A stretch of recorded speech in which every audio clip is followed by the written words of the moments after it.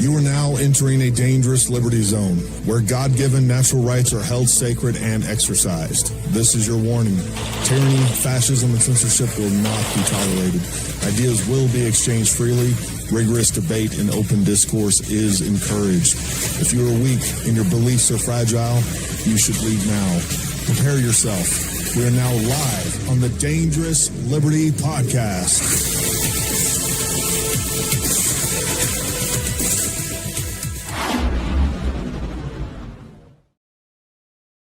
What is happening, folks? Welcome to another Dangerous Liberty podcast, where you know that safety at the expense of liberty is slavery. We have a podcast for you. I'm definitely ready for this saga to be over, the whole Mitch thing, and I think we're going to put it to bed right here now. We got a lot to cover. This has been I don't know. Again, it's not the information that I wanted to cover. This whole thing with Candace is not the information that I want to cover, but it needs to be done, unfortunately, and it is what it is. But I do want to say hi to everybody over in the comments, in the chat. We see Werewolf 6. I know the mods are out there, folks. For those of you tuning in right now, I'm just telling you, if you come in here to disrupt, you want to talk smack, it's not going to happen here. All right, we encourage disagreement. But if you are coming from Baron Coleman's crew or Candace's crew and you're just going to talk shit, we're going to ban you, plain and simple. If you want to ask questions, if you want to learn something, if you want to challenge me on something, all of those things are fine. But we're not going to do ad hominems. We're not going to do name calling. We're just going to ban you, one and done. And we don't need the drama. That's not what we're here for. Again, I want to say hi to all the mods out there. I appreciate you guys and everything you're doing. I know you've been working overtime the last couple nights. We got A.M. Atkinson. We got Yuck 2.0. We got Lionel Pell. Of course you can say Gary's hot. Thank you very much. We got Chris Hansen. How many clapping seals bashing Candace tonight? Yeah. All right.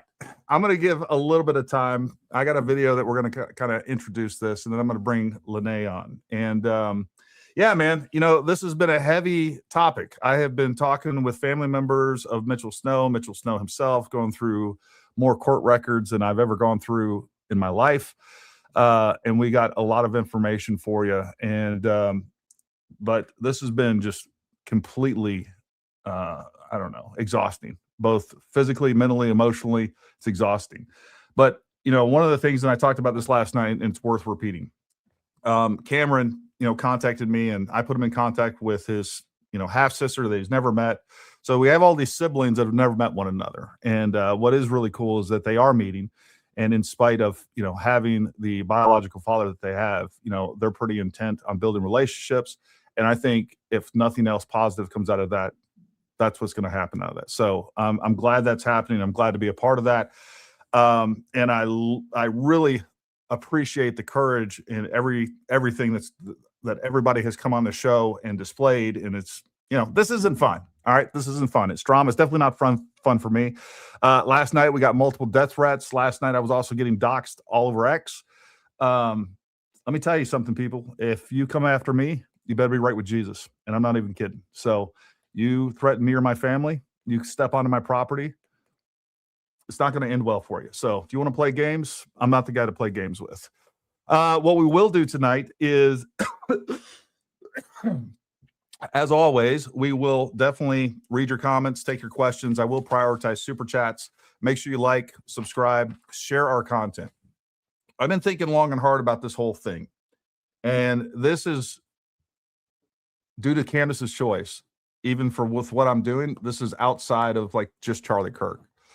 We started this whole thing trying to figure out what happened with Charlie Kirk, completely open-minded, wanting answers, not trusting our government, and trying to verify what the truth was. And that's what this quest started off as. And then as we get into it, and I've been down there, talked to multiple eyewitnesses, see what the actual evidence is. And, the evidence points to one thing. There are still lots of questions. I still don't think that Tyler Robinson acted alone. I think and we're going to be getting heavy into that going into the end of this week and into next week. That's where we're going to start directing our focus. But unfortunately, you know, what I realized real quick is that this became bigger than just Charlie Kirk. This became without a doubt, some of it was intentional, some of it's not intentional, some of it's just people capitalizing and exploiting the situation. But this has become a national psyop, really almost a global psyop. I mean, that's the reach that Candace has. That's the reach that this case has had. And folks, if Americans can be tricked in the way that they are by Candace and her lies and her lack of evidence, and it's just accusation, accusation, accusation without any evidence, and they are fooled by this and then continue to push the narratives that they are, man, we can be fooled by anybody. And that's what I saw. And that's what I see now as far as, and that's what's motivated me. Like, we can't stand for that in this country. Like, the truth has to prevail. It is the foundation of a democracy. And I know we're not a democracy, we're a constitutional republic, but we still vote democratically, right? So when we have people that their vote counts, they have to be operating with truth, because bad information comes to bad conclusions, leads to bad choices.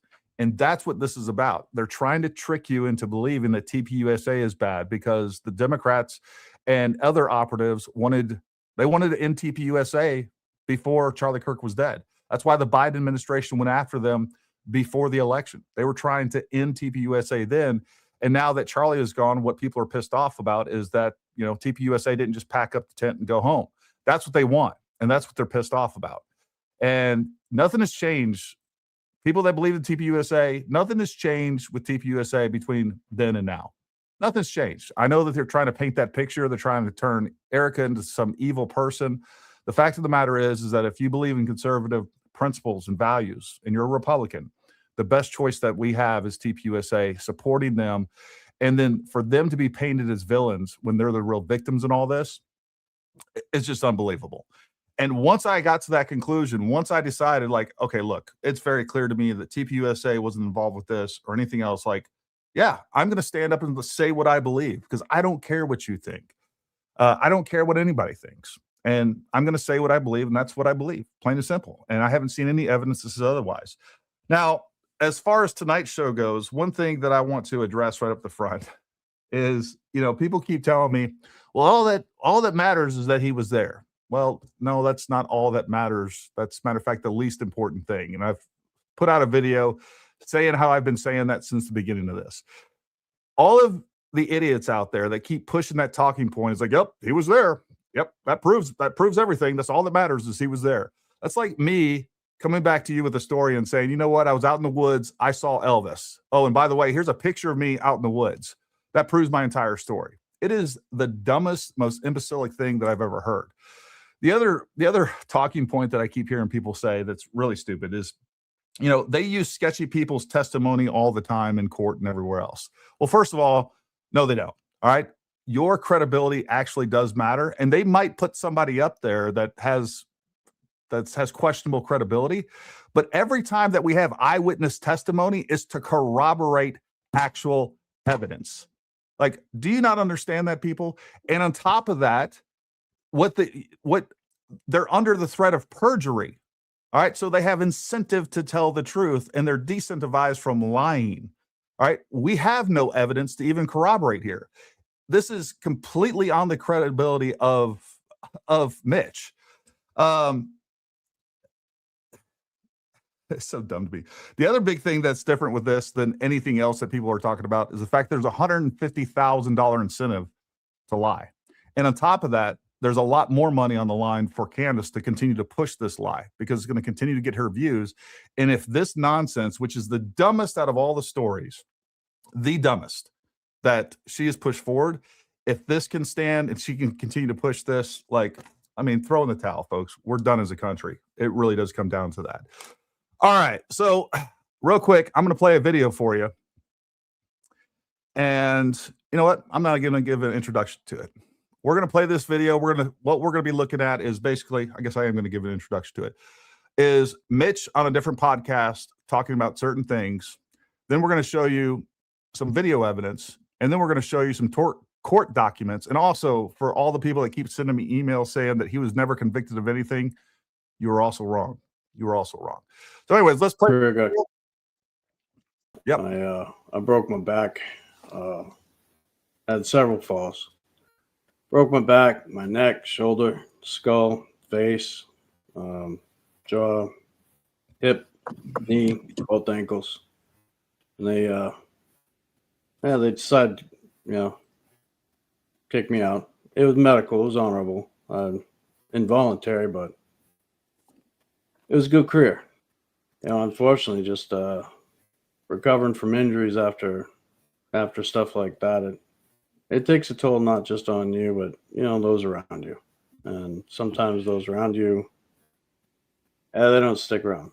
Eventually, injuries got the best of me, and being that I was retired from the military, medically disabled, I could raise any kids we had. I started getting sicker and recovering from surgeries and stuff like that. She would take advantage of that. And, she was just one of these personalities that was kind one day and then, just horrible the next. And so after a few years, I was planning on leaving, separate myself from the things I was noticing she was doing, especially with our son and hurting him.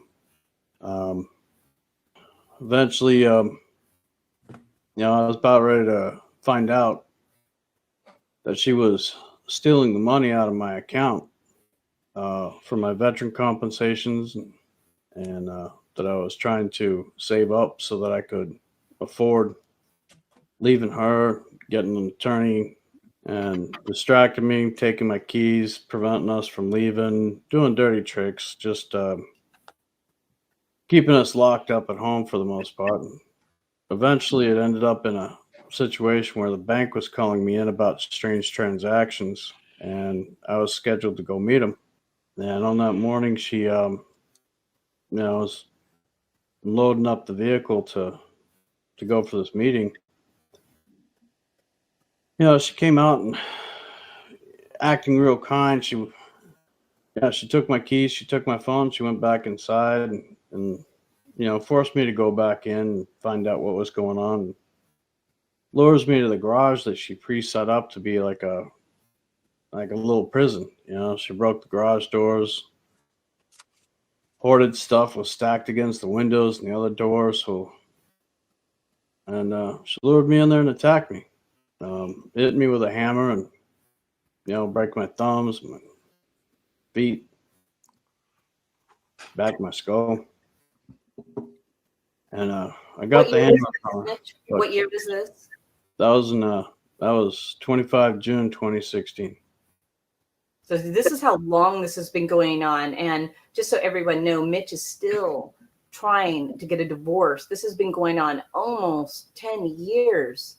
Eventually, I was hearing my son cry. I was worried about him, having her maul him with the dogs again. And she had done that multiple times. He had been hurt really bad. So when I heard him crying, I used the hammer to go ahead and break the door handle to get back in, to get to my keys, get my son, get my phone. I used the hammer to go ahead and break the door handle to get back in, to get to my keys, get my son, get my phone. And I called for help. I called for dispatch.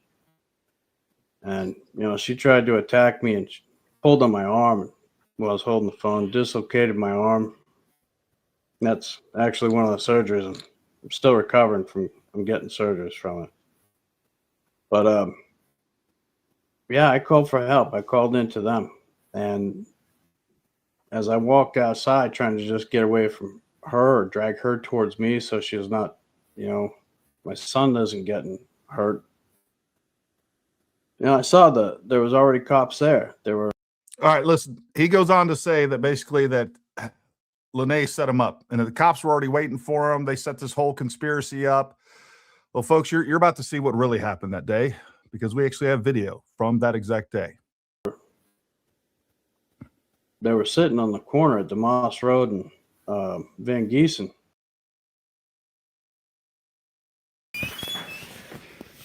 Touch that Mustang. Stop it! Touched it.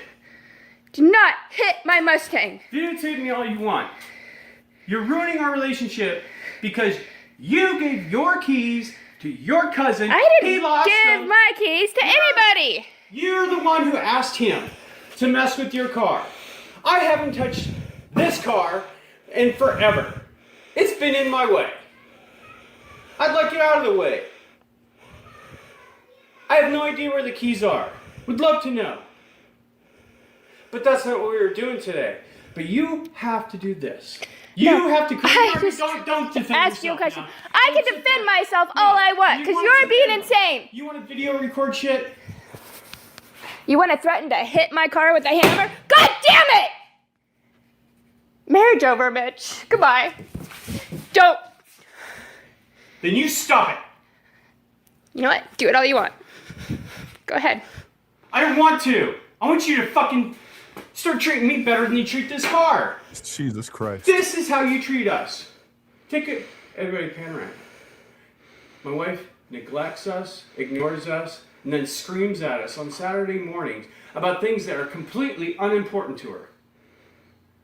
Blames me for losing things I haven't touched. Tried to ask you if you knew where they were. I did, and I told you I don't know. No, you never said that. You had to give me a little asshole answer. I didn't give you an asshole answer. I gave you a smartass answer. It's Saturday morning, and it's okay to be a smartass. You do it all the time, Lanee. What is so bad about being a smartass?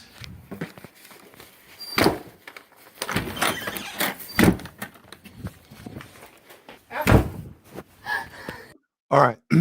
So she goes back into the house here and she hears banging again. So she goes back out and turns her phone on.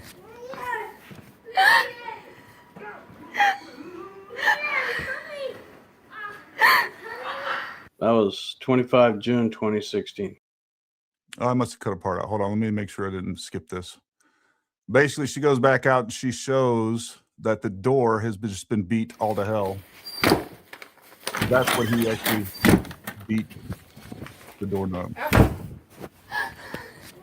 My wife neglects us, ignores us, and then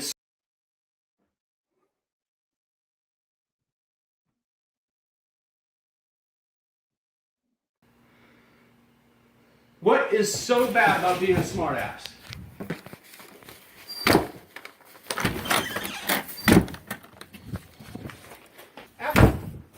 I cut a piece of this off. Anyways, she goes back out. I'll correct the video. I'll fix it. I'll put it back up there, folks. But she goes back out the second time. That's her coming back in the second time, and he had beat the doorbell, the doorknob off. But we'll play this out.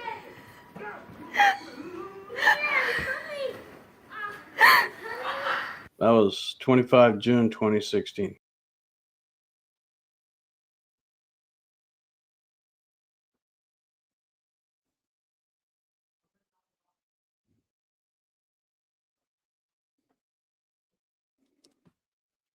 So I want everybody to, I want that to sink in just for a moment. He said that she went and basically lured him back into the house, brought him out into the, like, I'm just so mad about this right now. Brought him into the garage that she had set up as a prison, essentially, right? And then she beat him with a hammer. And then, you know, she was going to keep him locked in the garage, I guess, but then she left the hammer out of there.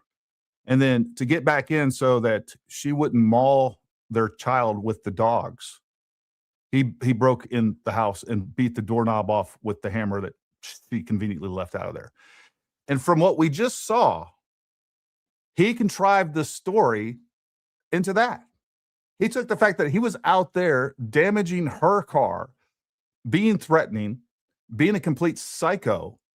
And then as she goes back in, he just takes it out on the doorknob. And I can't believe I cut off that piece, but I'll don't worry. We'll play it here in a minute. But the fact is he made up that entire story whole cloth. And we have documentation where he was arrested for this. She went in and called the cops. They came. Was it some big conspiracy that she had already had set up and she had coordinated with, you know, the local law enforcement to have him detained and have him taken to jail, like he claims in that crazy podcast where he's just lying through his teeth nonstop. He says he's retired. He's not retired. He's says he fell and broke every bone in his body. If that was true, he would be retired because he said he did it on a training accident. The guy is a psycho. The guy is a liar. And we've proven it.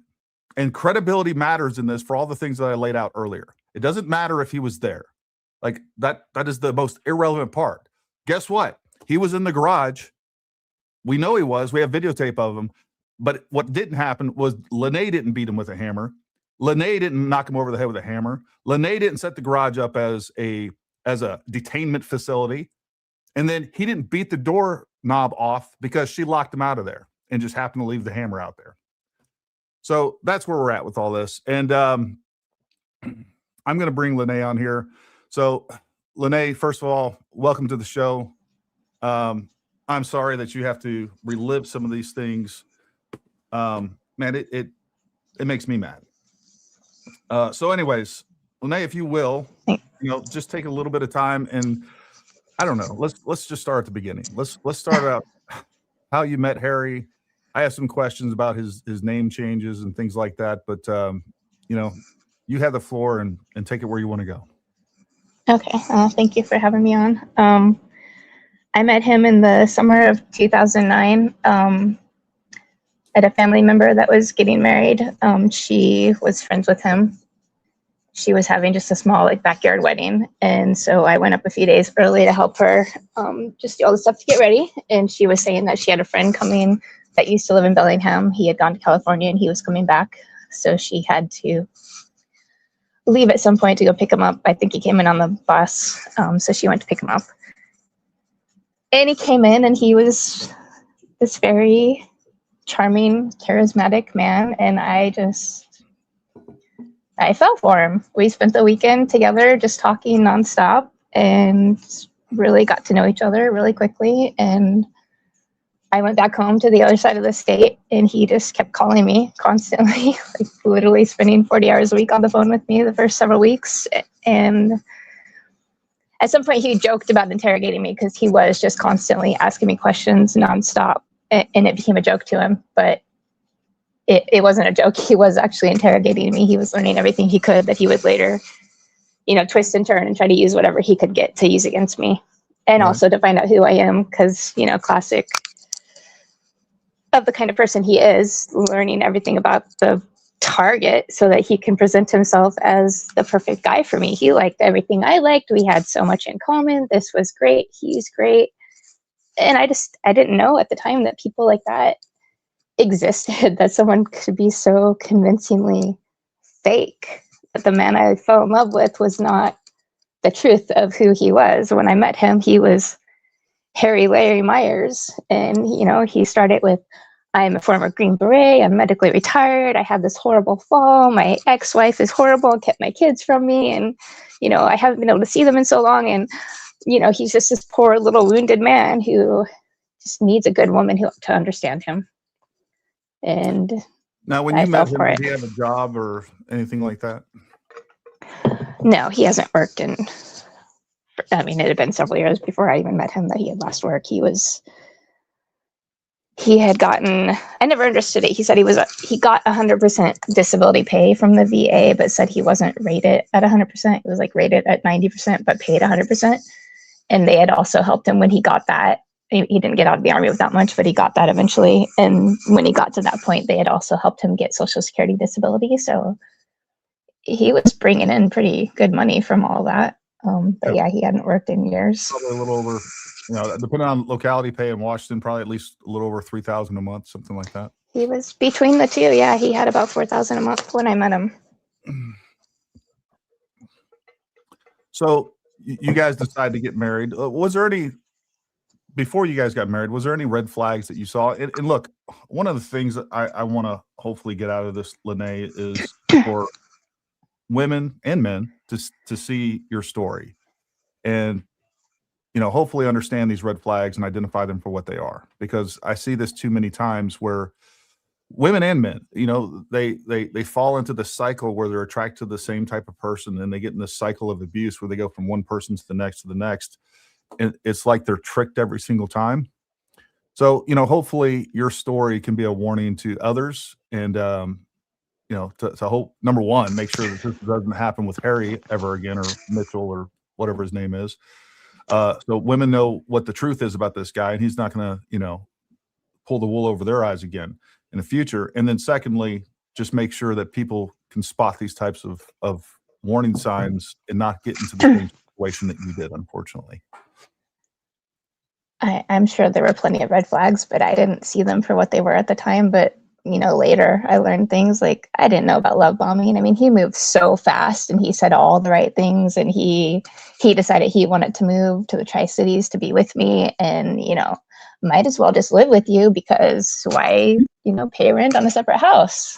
And I had never lived with anybody. I had never gotten this serious with somebody so fast, and he just kept putting that idea in my head. And so finally, I think it was 2 months after I met him, he was living with me, and then proposed to me in December, and we eloped in February, and then had our big wedding in August. The red flags were definitely that moving so fast, saying all the right things, just making it out that he is my ideal person, and everything I like, he likes as well. It's amazing how much we have in common.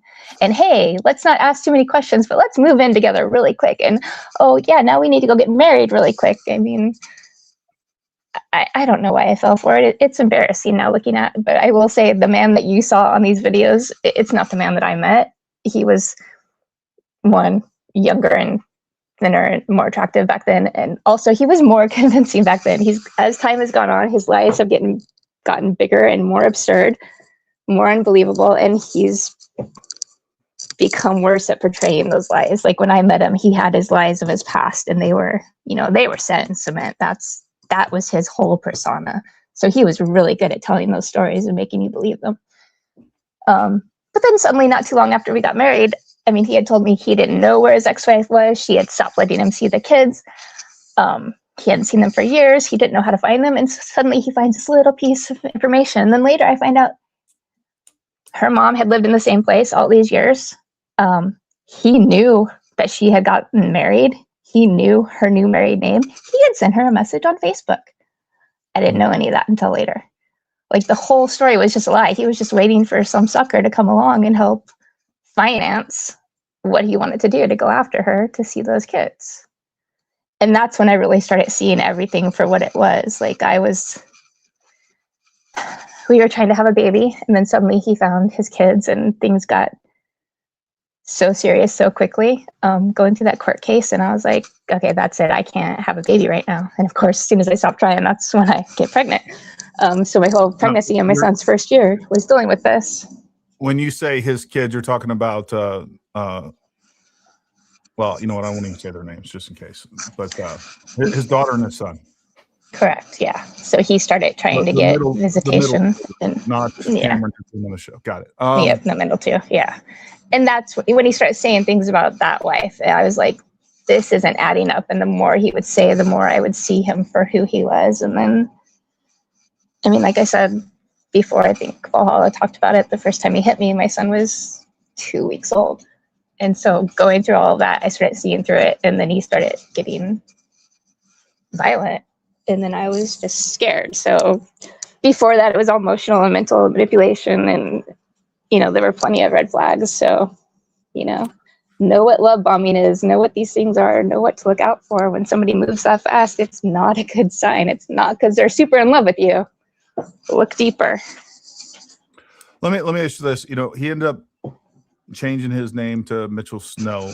I'm assuming that when you met him, he was going by Harry Myers, correct? Yes. And what was his reasoning behind changing his name to Mitchell Snow? He told me he'd been wanting to change his name for a long time. By the way, I'd never heard the cartel story. That was not the reason he gave. The reason he gave was that his dad was not a good man and he didn't want to carry his name. He had been wanting to change his last name to Mitchell because that had been the last name of somebody that had been in his life at one point. But then all of a sudden he was like, but hey, your name's really important to you and you want to carry on your name and you're a published author. So how about I take your name and Mitchell will be my first name. And then I'll put Harrison as my middle name so that Harry still makes sense. And I was like, that's weird. Like he was saying this before we got married. And I was just like, that's kind of weird. You've been telling me since I met you, you want to be Mitchell as your last name. And now suddenly you want to take my name, and like, what the heck? And he just talked me into it. And I was like, okay. So I think it was about a week before we got married. We went to the courthouse and got his name changed. And I didn't expect him to change his whole complete name. And I do think part of it was to hide from his past. I mean, it's almost like, I hate to laugh about it, but I mean, it's almost ridiculous. Like, I'm just trying to imagine the shoe was on the other foot, where if I'm getting ready to marry my wife and she's like, you know what, my name is, Summer, but I want to change it to Rachel, whatever. Yeah. I mean, it's every time that we get into the weeds with this guy, it just blows my mind that the level of strange shit that comes out. I don't know. It's hard to wrap your mind around all this stuff. And the crazy thing is, person after person, this is just a cycle of every woman that's had a relationship with him. And by the way, I've had 2 individuals that know him that were friends with him. One of them was in the Army, called me yesterday. I spent 2 hours on the phone. It was the same thing. He was like, Gary, we were good friends, and then things just got weird. And then, he was telling me all kinds of stories. Anyways, so at that point, you had never heard anything about the cartels, him being in witness protection. Like, what was his backstory when he was telling you about his past? He had been married. I didn't even know about his first wife until after we were married. The one time I saw a picture of her, he's like, oh, that's my ex with her kid. It wasn't until after I got married that I found out, no, that was your first ex-wife with your kid. But he just told me about the second ex-wife, who, I thought was the only ex-wife, and those kids and how she had stopped letting him see them. And, he just wanted to see his kids and how important they were to him. Told me about how he had been doing this.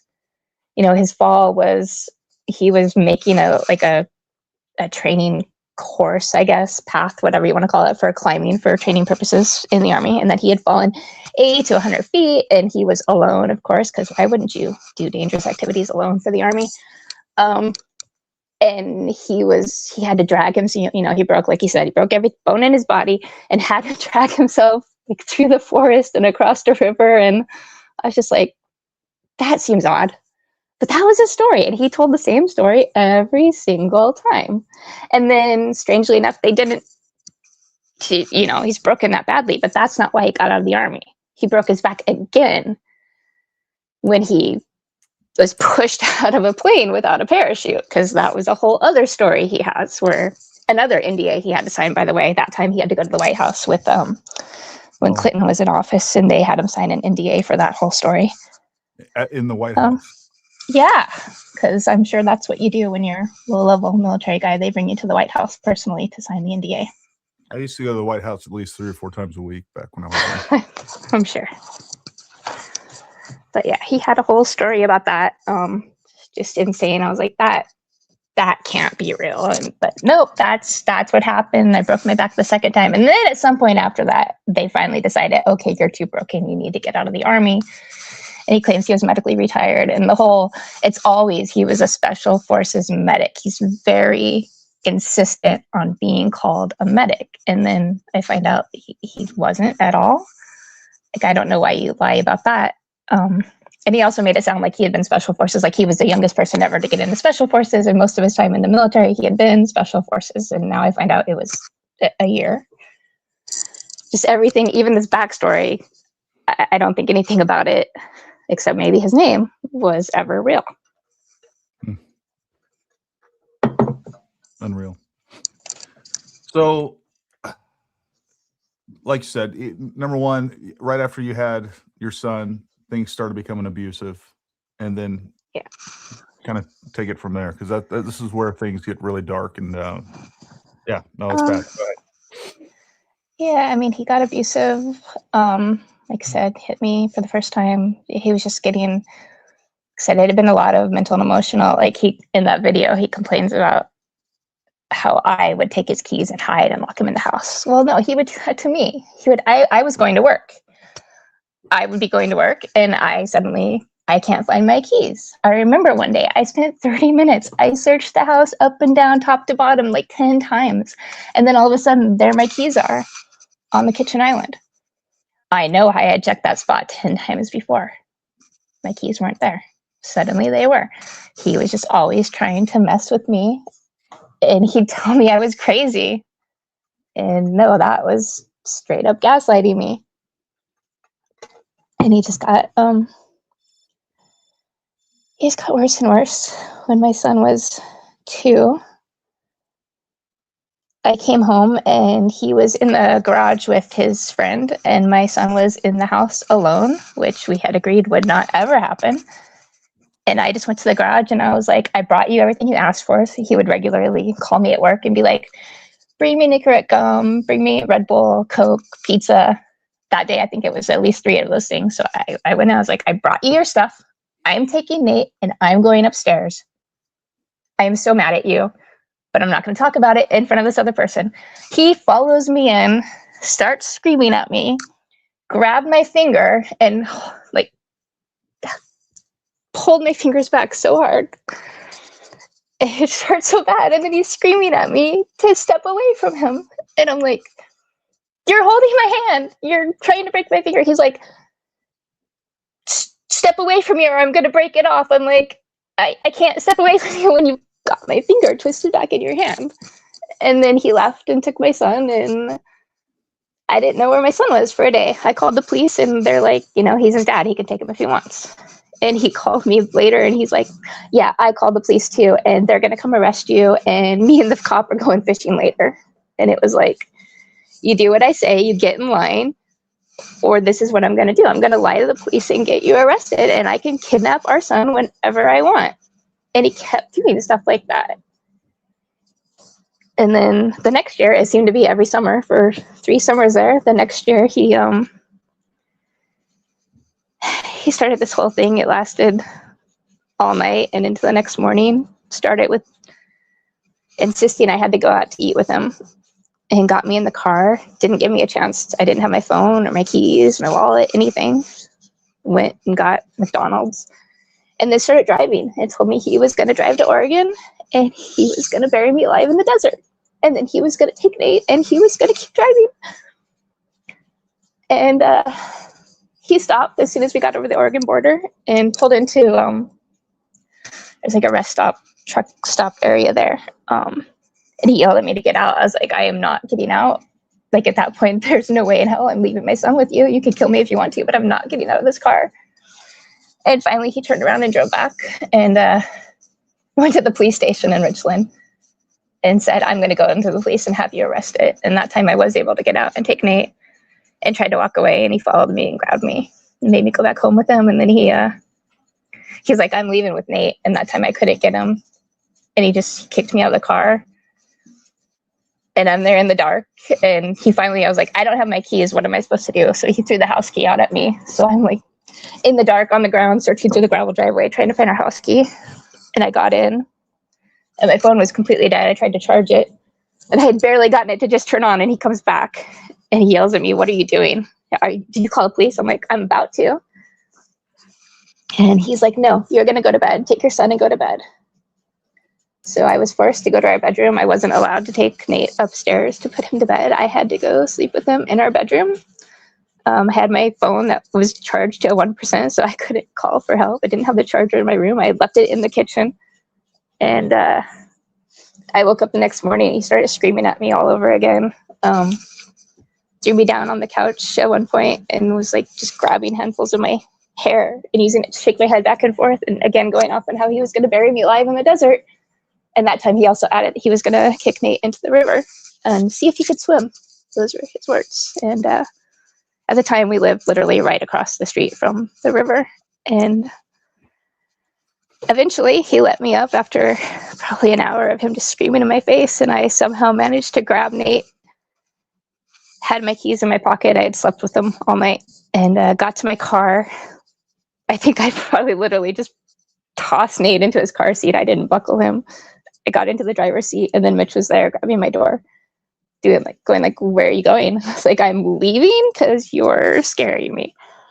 And he wouldn't let go of my door. I finally just had to back up and turn around, and finally he let go. And I went to my friend's house, and I stayed there for 2 weeks, and he kept calling and begging and pleading once I bought a new phone. Because I tried to take my phone out of my pocket to see if I could make a call, and he took it and threw it so hard that the case came off, the back of the phone came off, it was shattered. So I had to go buy a new phone. And he begged and pleaded for 2 weeks and finally convinced me, it was just, he's sorry, he'll never do it again, but he always does it again. And then came the day that you saw in the garage. That day he literally got mad at me because he wanted the keys to the boat. And when I went to get them for him, I noticed the keys to my Mustang were gone, and I asked him where they were. And that started hours of abuse and yelling. And So everything that you had talked about it was prior to that event there in the garage. Yeah, that was the year before. So the police come, I assume, and they arrest him. You do call the cops on him that time, right? Yeah, we both called the police. They came and arrested him. They didn't really believe that he had, before the garage, he had picked me up. He had first pushed me into our computer desk, and it was broken on the floor behind me. And then he picked me up by the belt buckle on my pants and my shirt, and he literally is holding me so my limbs are dangling down, and just walked me across the living room and dumped me on the floor. Our son is in the room with us, and the whole time he's screaming, "You don't live here anymore. You're leaving. You don't live here anymore." And just dumped me at the front door. I was like, "I am not leaving you with my son.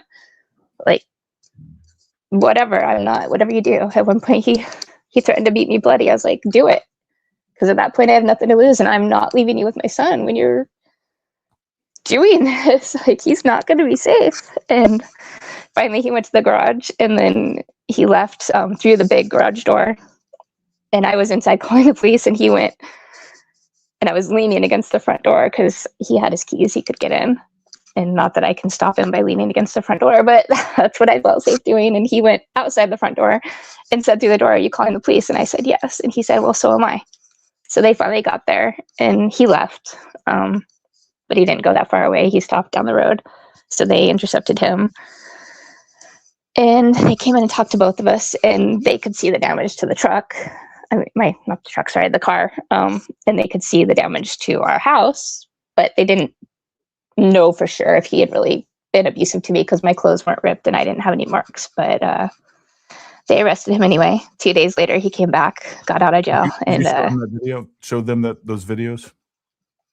Yeah. So they believed he had done something to the car. So they charged him with malicious mischief for that. And then he got out, and when he came back, he broke into the house because he didn't have his keys when he was arrested. And he shattered the back window out completely of that Mustang and hit the front window multiple times until the whole thing is just shattered. Didn't break all the way, but it was completely, spiderweb cracks all across it. And he tried to say, when the police came, he tried to say that I had done it to frame him. And so they let him stay in my house. They didn't charge him with that. I never understood it, but they didn't charge him with that because there's no neighbors close enough to hear, so they couldn't corroborate. But they let him stay, and I had to go stay somewhere else. And the next day, he was changing the locks while I was there because he ordered me via text to come to give him his keys. And he just locked himself in the house, didn't talk to the police anymore like he was supposed to. And the next day he left. And then he kept violating I got a protection order at that point, and then he kept violating it by calling me and texting me and having other people send me notes and stuff. And he was he borrowed someone else's phone at one point to have them so he could send me a message through their phone so he could say, "Oh, it's not me." And finally, after the sheriff's officers were there enough times, they started believing me and seeing this is a pattern of abuse, and they took it more seriously, and he was charged. Eventually, he had violated my order enough that he was charged. So, is this all still 2016? Yeah, that was all still 2016. So, at what point, who files for divorce, you or him? He actually filed in 2017. I mean, we were done, and that I wasn't going to go back, but I just didn't know. I didn't know what to do. I mean, I was trying to come to terms with, I had been abused for so long, and I didn't even understand half of what had happened to me. And I was trying to come to terms with that. And I was working full time and had a son to raise. At this time, we had so many pets. So I just had a house full of stuff to take care of and deal with. And I just didn't know what to do as far as starting the divorce. So yeah, he eventually filed for it. And then that's just started years of more abuse and lies and accusations through the courts. And he's constantly tried to accuse me of things, do the divorce, call the police, accuse me of things. It's just been nonstop for years. And the stories just keep getting bigger and bigger and bigger. And nobody believes him. So I don't even want to, and I don't know that we need to, but ultimately, without getting into details, he's done everything he can to, demonize you. He's claimed that you were physically abusing your son, that you were sexually abusing your son, that you were starving your son, that you were intentionally causing him to get sick. I've seen documents that refute these things. I've gotten. You actually sent me a letter just recently. But there was more things that I had that you sent prior to regarding statements from doctors. You guys are still not divorced. So what is currently the holdup of you getting away from him and breaking ties with this guy completely? Currently, our divorce is no longer on the schedule. We had a pre-trial settlement conference last year, I think in November. Neither of us had lawyers at the time. I haven't had a lawyer in years. I've been doing this all on my own. He came to the courthouse. We were both there waiting for the judge, and he hired a lawyer right before that, and she literally served me with her notice of appearance in the courthouse. And then when it was her turn to go talk to the judge, she said, "Oh, I'm new to the case. I just started. I need time to come up to date with this. So we need to just cancel everything." And then never tried to get it rescheduled. And because of everything that had happened and kidnapping and the death threats against the judge, most of the judges have recused themselves. So we no longer can use a judge in Benton County. We have a judge assigned from a different county. And so we have to go through this whole special sets process to get everything back on the schedule. And that was attempted to be done. And they kept saying, "Oh, yeah, we're waiting for an answer from the judge." And it still is not on the schedule. So yeah, that's something that needs to get taken care of. So I know, like, once you'd kind of broken things off, you guys are still going through this divorce. I don't think she was the only one, but I know that, like, Candace kind of got dragged into this too at some point and was basically tricked the same way that you were. And also sounds like he demonized you to her and kind of had her working. She even said on the podcast and to me on the phone, like, he was trying to manipulate her into giving statements about you that she wasn't going to do. And as I understand it, you'd been kind of used to some extent in that same way against Gretchen. Talk a little bit about how he's manipulating these people around him in that manner. He just constantly lies. He uses the current woman against the previous woman. He's had multiple women in his life since we split up. Candace was not the first. There were multiple before her. And he just convinces everybody of his sob story about the last woman and uses them to help. I believed him at first, because why wouldn't I, before I knew everything else? Sure. And he started this case to pursue visitation. And I love this for her, that she countersued to terminate his parental rights. And we went through probably nearly $100,000. He took all of my savings.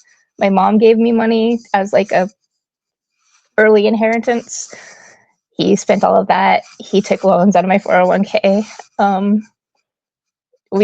I lost so much through that. And thankfully, at the end of the day, the judge saw him for who he was, and he terminated his parental rights. And of course, I couldn't say I was happy for her at the time, but I was so happy for her, because it was during that time, seeing all the things he would say about her and the way he would talk to me. he would tell me, you have to lie, you have to exaggerate in court documents for them to believe you. And I'm like, I'm not going to lie for you. I don't know her, and I'm not going to repeat this stuff. That's exactly what Candace told me, that he told her as well, that you have to lie in the court documents. That's verbatim what she told me he said to her, talking about, building the case against you, by the way. Mm-hmm. Yep, I'm not surprised. I mean, he said horrible things about Gretchen that I was like, that's not true, and you cannot write that. And he's like, it is true, and I'm going to write it. And it was just disgusting, despicable things, abusing her children the same way he said about me. I mean, as soon as we split up, his first thing was to call the police and say that I had told them that I was molested by my father as a child, which is not true. My dad was an amazing man who never hurt me. And because of that I had been molesting my son. And he didn't stop with the police. He called my closest friends. He called my relatives. He called my dad's sister. And she was like, no, your dad didn't do that. I was like, no, he did it. My dad was amazing. And here he is. He's wearing my dad's name and trying to accuse my dad of these things so that he can accuse me of these things. It was horrific. And then it keeps getting worse since then. But I have been investigated by CPS. I have been investigated by police. I have gone through the court system and had a few protection orders granted. Every single time I am put through absolute hell, but at the end of the day, they don't believe him. No charges are brought against me because it's all a lie. And it's just the same pattern that he's been doing for 30 years or, his whole life. I don't know. But the lies keep getting bigger and bigger and bigger and worse and worse. And 2 years ago, it culminated with him kidnapping my son and absolutely brainwashing an innocent little boy. And he told him that I was fake nice, that I don't love him, and that he would never have to see me again. So there is court documentation of that, folks. How long did he, number one, the court had to intervene, and I believe it's called habeas corpus, basically demand and have a court order that he return your son to you. How long did Mitch have Nate? He had him for 90 days. And yeah, during that time, he got a temporary protection order. I went and defended against that on my own. And I got his protection order thrown out. I got a protection order entered. This started in March. On April 25th, I got a protection order granted, and he was ordered to return my son. He did not. On May 31st, I finally got a writ of habeas corpus, and that basically gives an order to the sheriff's department to go pick him up. And I put, they have these check marks that you can put. Should he be arrested if he fights? Does he have weapons? Can we use force? And I just checked yes to everything because I'm like, whatever you guys have to do, you do it. And I didn't think the judge would allow it. She's like, nope, this all looks good. She signed off on it. And the clerk took me to get all the paperwork in order and then took me over to the sheriff's department. And they questioned me on his past, how I thought he would respond, if he has weapons. And they were ready. I spoke to an officer the next day in court, and he said that they had a lot of people there. There were a lot of officers, but they did it very safely so that my son did not know. There were just a couple people that went to the door. They said we had people all over that place, but like unmarked cars, and they were just there ready and waiting in case they were needed. He goes, but your son wasn't traumatized. He didn't know what was going on. And it went off okay. He got him, they got him. And the next day we went back to court and I was given my son back. And so he had him for 90 days. And at the beginning of that, he got a protection order against you. Is that what I understand? Yeah, he got a temporary protection order the day it was weird because he had his usual visit. I went on a Wednesday morning to pick him up. He was there. He was literally leaving the parking lot as I was pulling in. And I never understood, why were you even there if you're not going to give him to me? But he went directly from there. Our exchanges were done at the Richland Police Station. So he went from the Richland Police Station and drove to the Kennewick Police Station. So all these cities are right next to each other. And accused me of all these horrific things. And then went to the Benton County Courthouse to get the protection order against me. And the whole time he was doing this, he was texting me because I texted him. I was like, why'd you leave? Bring him back. You know, you have to return him to me. And he kept stringing me along the whole day. Like, oh yeah. Oh, you were late. It's your fault. I have to go to Walla Walla. And then later it was, oh, I'll get a friend to bring him. And then he just stopped talking to me.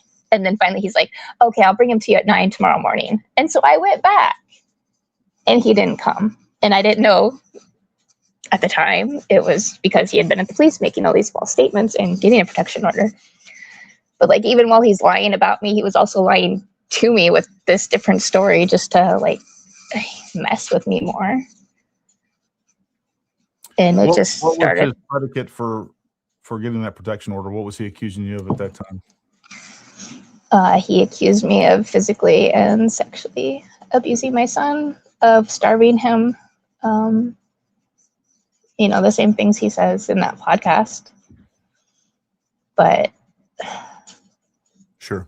No, I went to court and the judge was like, no, this isn't believable. So he terminated his thing. I was like, well, what about my son? He goes, well, that's not what's in front of me today. What's in front of me is terminating, you know, renewing this order or not.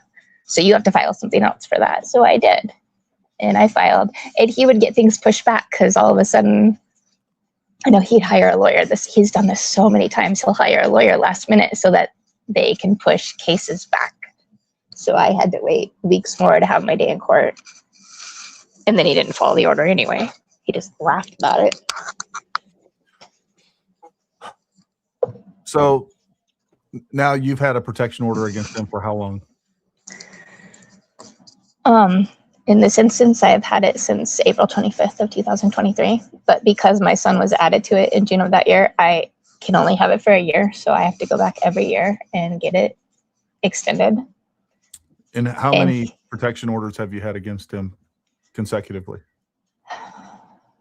I think I had, so right now I've had this one and renewed twice. So 3 in the past 3 years. Before that, I had at least twice. I had them in the past, but I didn't realize I could get them renewed back then. And, you know, my first lawyer was terrible and didn't tell me that, didn't help me with that like he should have been. So it just expired. And I was like, well, okay, I guess I'm just not going to be safe anymore. And then he'd do something else. And eventually I'd go back and try to file another one. Now, Gretchen was telling me that she knows, and that, not Gretchen, I'm sorry, Candace was telling me that she knows that he was violating these orders all the time, that he would actually leave his phone with Candace and then take her phone and actually go drive by your house, go to your house. Tell us a little bit about that. And I don't even know how much you know. She was just telling me this. I was like, Jesus Christ, it's crazy. In 2019, we had bought a house together. It still only had my name on it because he has no credit history, but we bought a house out in the country. And in 2019, I was finally allowed to sell it. When I sold it, he was harassing both my son's first grade teacher and my realtor to tell him where I had moved to. I was like, why are you harassing these women? He went so far as to file a court motion to demand my address. Never gave a single reason why he needs it. I mean, he could have put in, oh, I need to know for our son's safety where she's at, that she's in a good neighborhood. He didn't put anything like that, just demanded to know my address. And the judge not only said no, but she gave me an order prohibiting him from knowing my address.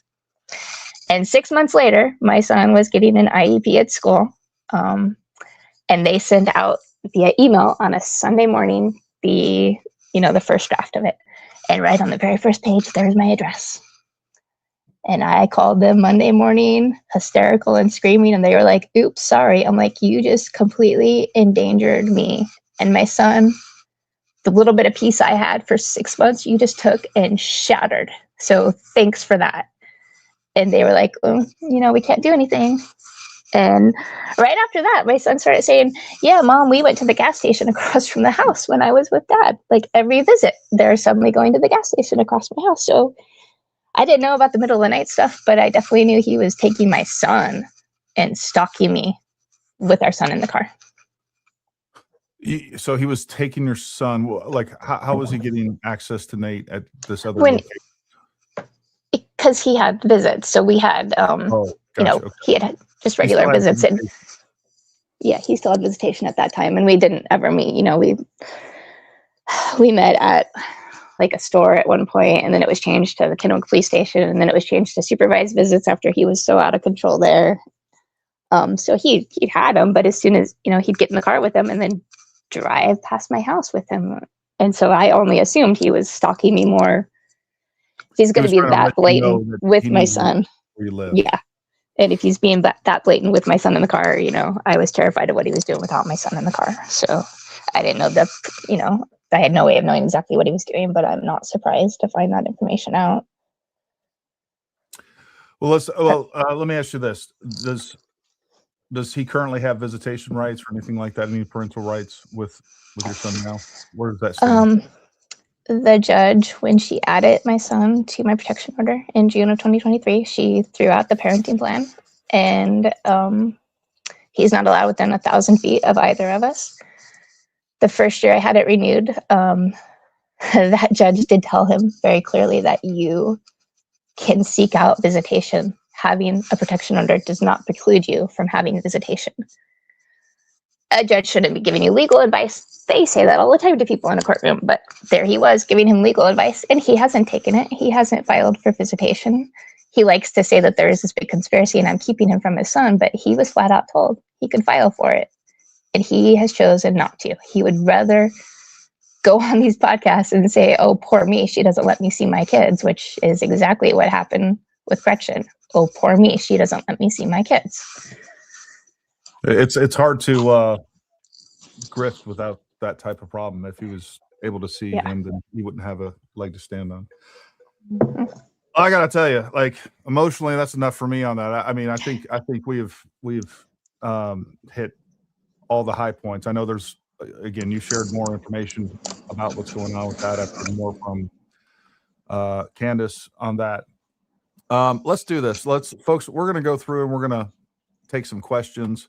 I'll tell you right now, if it is a question for Lanee, it better be respectful, or I don't care if you paid $1,000. I'm not going to repeat the question.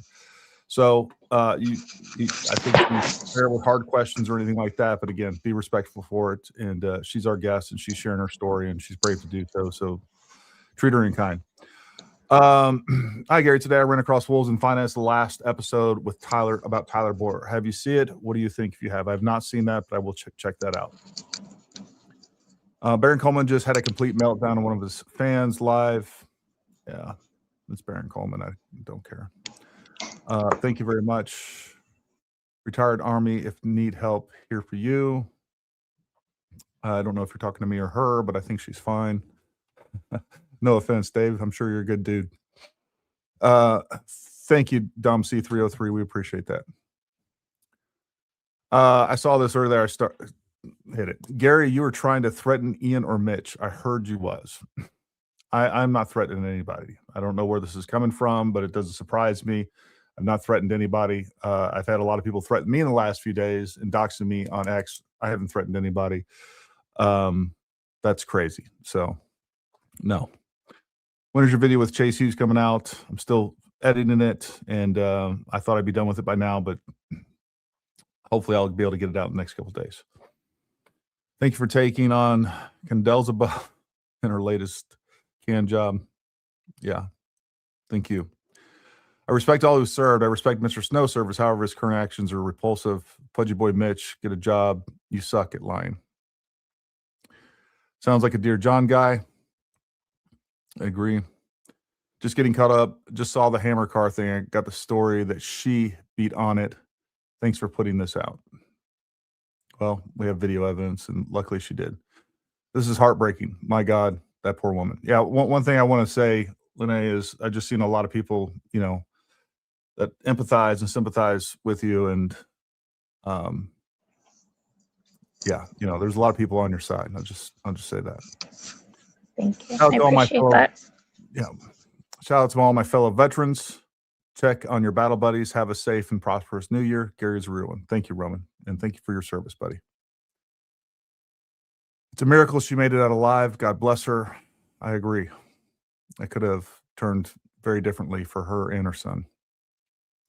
In honor of Candy, we are Charlie Kirk. The truth should set you free, Candy. Keep telling the truth, Gary. Thank you. And thank you for that very generous donation. My God, Gary, this is horrific. This poor woman. I feel the same way. You know, it's one of those things where it's like you hear these stories and it's like you want to go back in time and help and like stop it. Like, but it's that frustration that you feel. The masses need to stop spamming Candace Owens' tip line, need to start spamming Candace Owens' tip line and make up yet believable claims. I mean, thousands of tips. It would both waste her time and might mean big laughs if she picks one up. First of all, I think she's getting thousands of tips. I disagree. I don't know that people need that. Look, I think there's a right way to do this, and I've tried to do this with integrity. And I don't care what people think. I mean, at the end of the day, I think it's really important that we expose Mitch for what he is. He's lying outright. He is being a useful tool to Candace, who is indirectly accusing Erica Kirk, Brian Harpole, the U.S. military, and some poor congressman that was in D.C. when all this went down on the 9th. So, I mean, the truth's important, and that's what this is about. And he has went on multiple podcasts and just put out utter nonsense. It's Lanee and other people. Candace, he was saying, and for everybody, I don't remember her, Candace Gretchick. We're not talking about Candace Owens. So Candace Gretchick was a former girlfriend who lived with him for 18 months. And when he was telling the story on the Cat, I don't know what her name is, podcast, he claimed that, she was asking him, who is this Candace and Aaron person? And he was like, I don't know. They're just these people that Lanee hired. And they broke into his house after they got him thrown in jail. Well, come to find out, after talking to Candace, she'd been living with him and they'd been engaged and she'd been there 18 months. So that was a convenient piece to leave out. The point here, and if you haven't watched the beginning of the show, I hope you do, because I'm going to cut that video and I'm going to put it out on X for just a few minutes. It says everything you need to know. He completely fabricated a story. And the only thing that was true about it is that there was a hammer involved. That was it. The rest was made up. Just like we see with this whole Fort Huachuca thing. He was at Fort Huachuca. I said that from the beginning. I knew he would. That's the kind of guy he is. He'll take something of very piece, but just so happens several weeks later, after he walked into the Joint Task Force Southern Border, he happens to remember that was Brian Harpole that he bumped into. He happened to remember that Erica Kirk was in the hotel the night before, but I guess that's not relevant if she has an alibi for the next day. And I know I screwed up to date, big deal. But the point here is you need an alibi for Erica on the 8th. That's when he saw her at night. But if she was there for the meeting, why wouldn't she be there for the meeting on the 9th? And no matter what, like if she checked in and she was at the hotel at night, she most likely was going to be like, the whole thing is bonkers. And you have to be a Candace follower for any of it to make sense in anybody's brain. Weird comparison, but this feels like the COVID booster cycle all over again. The same people who pushed the absolute certainty then now treat Candace Owens as unquestionable. Wild how fast people forget. Yeah, there's some of that for sure. Gary, you are on the correct side of the entire situation. Truth will prevail. We got your back. I appreciate that. Thank you, Susan. She needs a GoFundMe. Does she have one? Look, if Lanee, and I'll just say this, I don't want to get involved in these like fundraising things or anything like that. But if you do have a GoFundMe or anything like that, let me know and I will let people know. I don't want to pull a Candace and get involved in that or promote that or anything else, but I will let people know. And I'll probably put it out in a newsletter, folks. If you're not following our newsletter, go down in the link below, the description below. We do a free newsletter. We don't spam you. We don't sell your information, none of that. And also go follow us on our other social media sites and like, subscribe, all those things. Okay, how can we help her? Money, lawyer. You know what? I'm gonna have a talk with her about a lawyer after this, and maybe we can do something. I think that would probably be one of the best things that we could do for her. And I'll have that discussion either today or tomorrow with her and see what we can do to help without getting. I am like, folks, I'll be honest with you, I'm just emotionally exhausted with this whole thing, and I'm glad we're here, Lanee, and I'm glad you're sharing your story. But man, I don't know how you've done it for 10 years. Appreciate all you're doing, Gary. Godspeed. Praying for all those affected by the lies. Maybe people like Mitch and Candace Owens may be relentlessly exposed. I agree. And folks, if you have questions for her, I thought there was going to be more questions for her as I go, but I'm going to hit these super chats as fast as I can. And then if you guys have questions for her, let us know. I wonder if Barnes could make quick work of the divorce or knows who can. Poor woman. Questions for Lanee. What got Mitch upset to the point you said, oh my God, I have to record him? That's a great question, Lanee. Why'd you pull out the phone and start recording? Because like I said, when we got to the point of that, it had been going on for hours that morning. I mean, a simple where the keys to my Mustang got turned into just a screaming at me, accusing me of I don't even know what. Like I said, he pushed me into the computer desk and dragged me across the room. And for context, this is like multiple events of physical abuse prior to that as well, right? Yeah. And that day he had gone into the bedroom, and I think it was after pushing me into the computer desk, he had gone into the bedroom and picked up his handgun and put it to his head. And if I didn't apologize, he was going to kill himself. And well, he didn't get the response he needed, so he put the gun back and then raised his fist and said he was going to beat me bloody. And in that moment, I just said, do it, because at that moment, I knew he was going to do it eventually, and I just hoped if he was going to do it, I would survive alive and be able to get out there with my son. And I have a sworn affidavit from Candace where he did the exact same thing, where he got into a big fight with Candace, put a gun to his head, and again, very similar stuff. There's physical abuse, emotional abuse, there's playing the victim. It's a mess. The character of Mitch has everything to do with trusting anything he claims, and you can't. His word is worthless. Can't trust a liar. Common sense. Like, of course, that's the basis and the foundation of everything. We have no evidence. All we have is his word. So that's it. That's the only evidence that we have is his word, and it's clear that he will make things up. We just proved it beyond a shadow of a doubt. So, that's kind of where we're at in all this. God bless you, girlie. Survivor myself, and my twin is going through a horrible situation. Her ex is a vet. We'll keep you in my prayers. Thanks for sharing your story. God bless everyone. Thank you, Philip Escobar. Mitch is 100% narcissist. I agree. Probably some other things too. David, thank you very much. How many women victims of Mitch are we aware of? What do you think, Lanee? I know he's had, 4 wives? 3 wives? I'm his third wife, and then he was engaged to Candace, so definitely the 4 of us. And I think you put the protection order from somebody else. That was one of his previous girlfriends. The last girlfriend before me, she had moved away, and then she was sick and she ended up passing away. But I think he had done similar stuff to her. And there's been multiple women since me. I don't know what he's done to them, but I'm imagining it hasn't been good. Yeah. Don't send believable but bogus tips to Candace Owens. We don't need any more innocent people dragged into this fiasco. I agree. That's a great point, Cindy.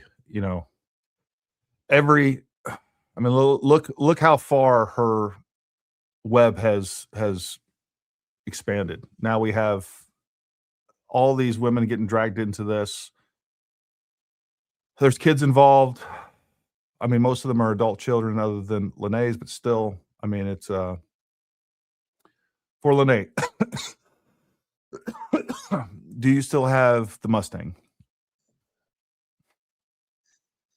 I do still have the Mustang. I never got it fixed. I tried. I need the windows fixed. I couldn't find anybody here that knew how to do it. But yeah, I still have it. I actually left it at my neighbor's house when I moved, and I just recently brought it back. And yeah, so I'm hoping next year to get some things fixed up on it. Well, on a lighter note, speaking of Mustangs, what year is that Mustang? It's a 66. It's my favorite year. I've wanted it since I was a kid. Well, good for you. I hope you get that fixed up and running. As a survivor, I feel this woman's pain. I had my ex-husband lie and have me removed from our home. He lied. I was 110 pounds. He was 250. He accused me of assaulting him, and the cops removed me. Mitch needs a good blanket party. Happy New Year to all my brothers and sisters. Gary, thanks, Gary. She needs help. Yeah. We'll get some live chats, and then I'll let Lanee get out of here, and we may stay on and talk a little bit more. I may even re-edit that video and replay it real quick for you guys so you can guys see the whole thing. It was only like 10, 15 seconds pulled out of it, but I clearly messed that up a little bit. All right. If you can't destroy the message, you attach the person. Classic woke politics. You attack the person. I don't know if you're saying that about us, but I mean, whatever. Fact is this is relevant. Are there convictions in the court documents? Yes, we just showed you a conviction. Matter of fact, I'll pull it up right here. My career You know what? Let me see. I actually got a picture of, and this is the malicious mischief. Yeah, I'll just pull it all the way to the end here. All right, so we have malicious mischief, disposition guilty. Disposition date 6/22/2017. All right, he also has multiple protective orders filed against him that have been renewed multiple times. All right, it's one thing that if you get a protective order once, I get it, anybody can do that, but getting them renewed multiple times is much more difficult. I mean, I don't know what else people need to see. If that's all that matters, then why don't you demand he prove it the same way you demand he accused prove their innocence? I know you're talking to somebody else in the chat. I get it.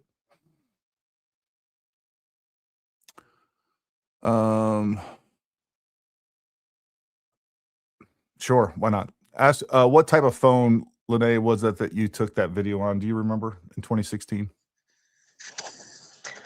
We had just gotten a new phones. It was a Samsung Galaxy something. I don't remember now. But it was I think the newest Galaxy at the time. I think we had gotten like just a couple months before that. Sure.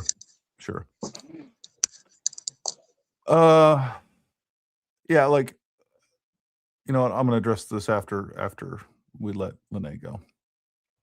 Anybody who has survived a Mitch can hear how difficult it is for Lanee to talk about this. Anyone not believing her should take a really long look at themselves in the mirror. This takes strength. I agree.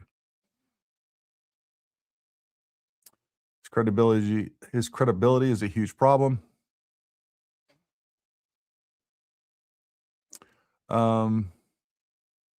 We got a couple other super chats, and then I'm going to let Lanee get out of here.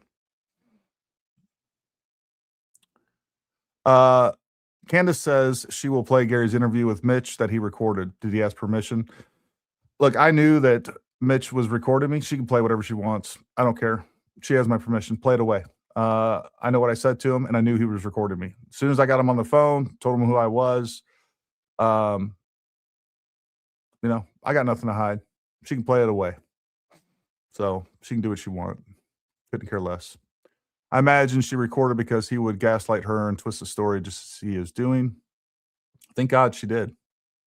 All of Mitch GoFundMe money should go back to child support, non-negotiable. Hey, Gary, did you know Mitch was recording your conversation? Did you give him consent to record it? No, I did not give him consent to record it. I don't know what the laws are in Washington.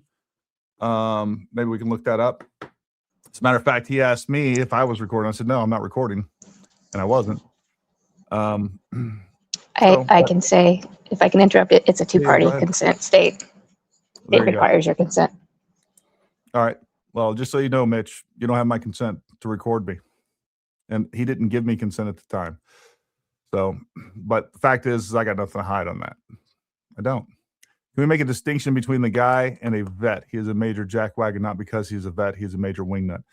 I agree with this. This is a really important distinction. And somebody said something along these lines in the comments. And it was like, all these special operations guys are all jacked up. Like 80% of my friends are former special operations guys from various branches, by the way. None of them are like that.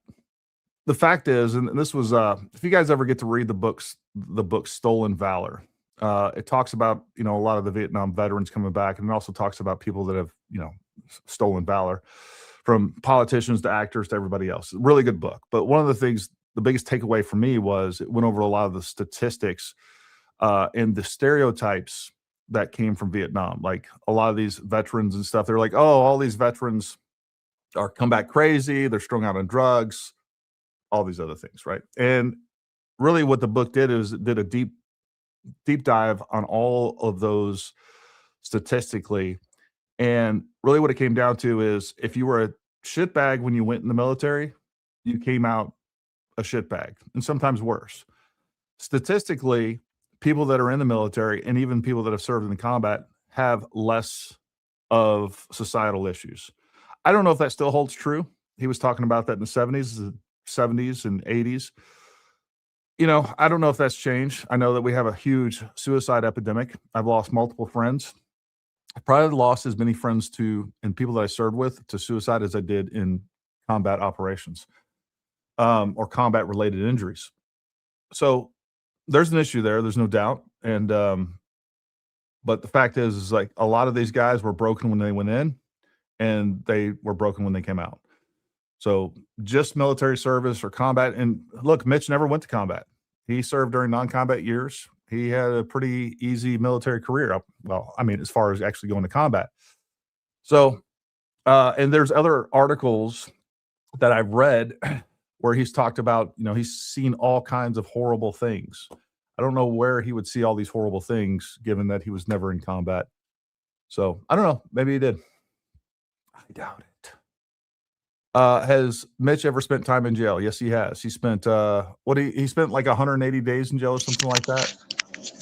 Yeah, it was, I think, 4 months. He was, just a few hours after my writ was served on him, he was arrested for the death threats, and he spent until September sometime in jail. Yeah, as a matter of fact, Candace Graychick told me that he spent about 5 months, about 150 days in jail. I just remember that number now.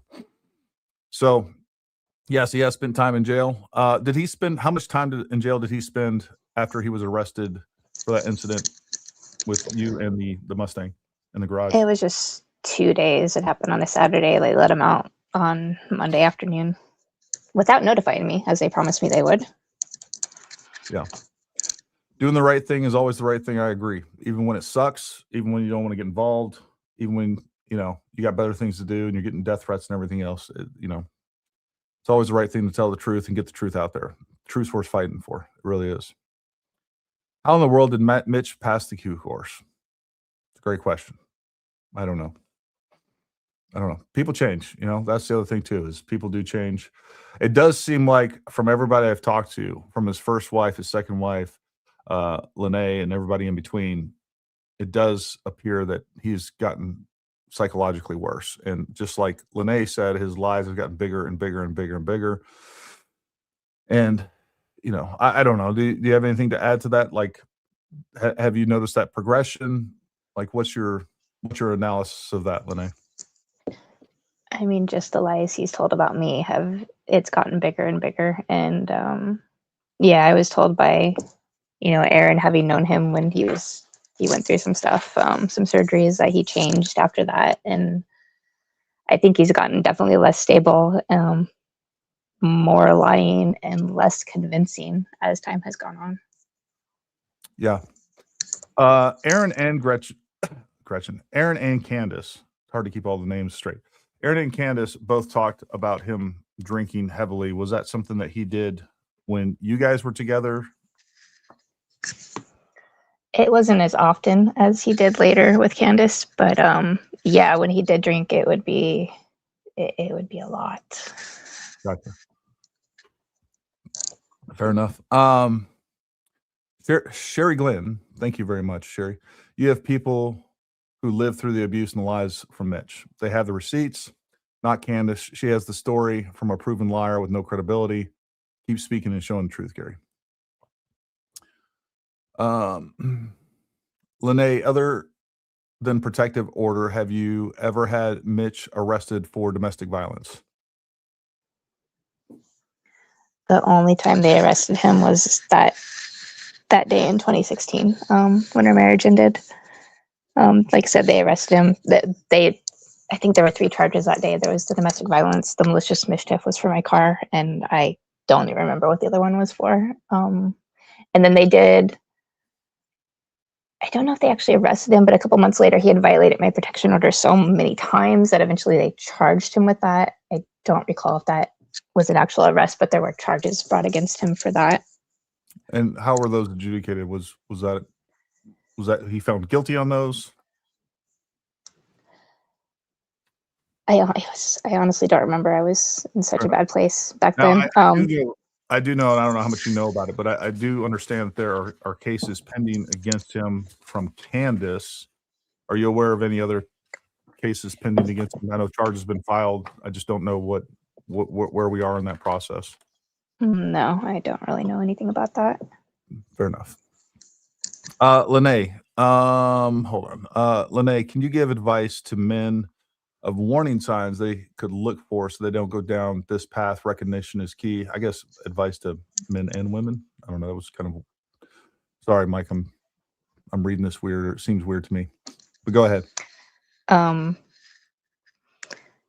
don't know. If you think you want to, if you feel the need to accuse somebody of everything under the sun and just yell at them and scream at them and hit them, you probably shouldn't be doing that. As far as seeing warning signs of behaviors, just, he acted a certain way, like I said, with the convincing me how perfect we were, it just the moving so fast and stuff, just take your time, get to know somebody for real. Don't pretend to be something you're not, and don't, fly off the handle and think it's okay to yell at women or hit women because they bought the wrong toothpaste or whatever.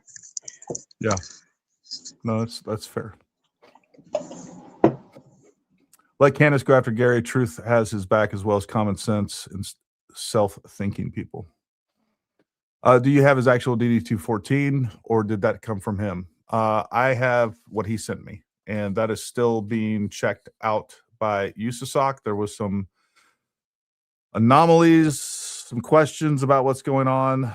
I have heard from his friend something regarding that whole thing. I'm not even going to put that out until we get confirmation from USASOC. I got to reach out to Nate and talk to him about that. We're not going to hear anything. Everybody's on block leave, right, until after the first of the year. So, like, it's a moot point. I don't even know that it matters. I have been told by his friend that he did have punitive action taken against him regarding his military records. So I'll leave it at that. Lanee, what do you see Mitch? What do you see Mitch doing from here? I guess going from here, like, yeah, I guess he's asking, what do you expect Mitch to do from going forward?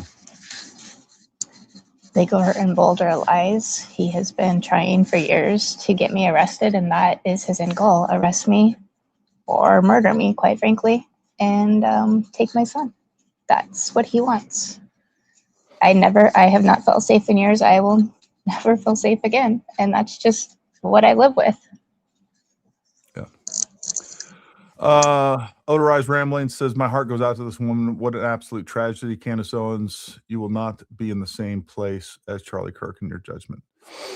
Couldn't agree more. Well, listen, Lanee, I appreciate you coming on, folks. We'll let Lanee get out of here, and I'll take some more questions. We'll talk some more about this if you guys would like. We'll see where that goes. But anyways, Lanee, just thank you so much for coming on. Thank you for having the courage. I think it's really important that people hear your story.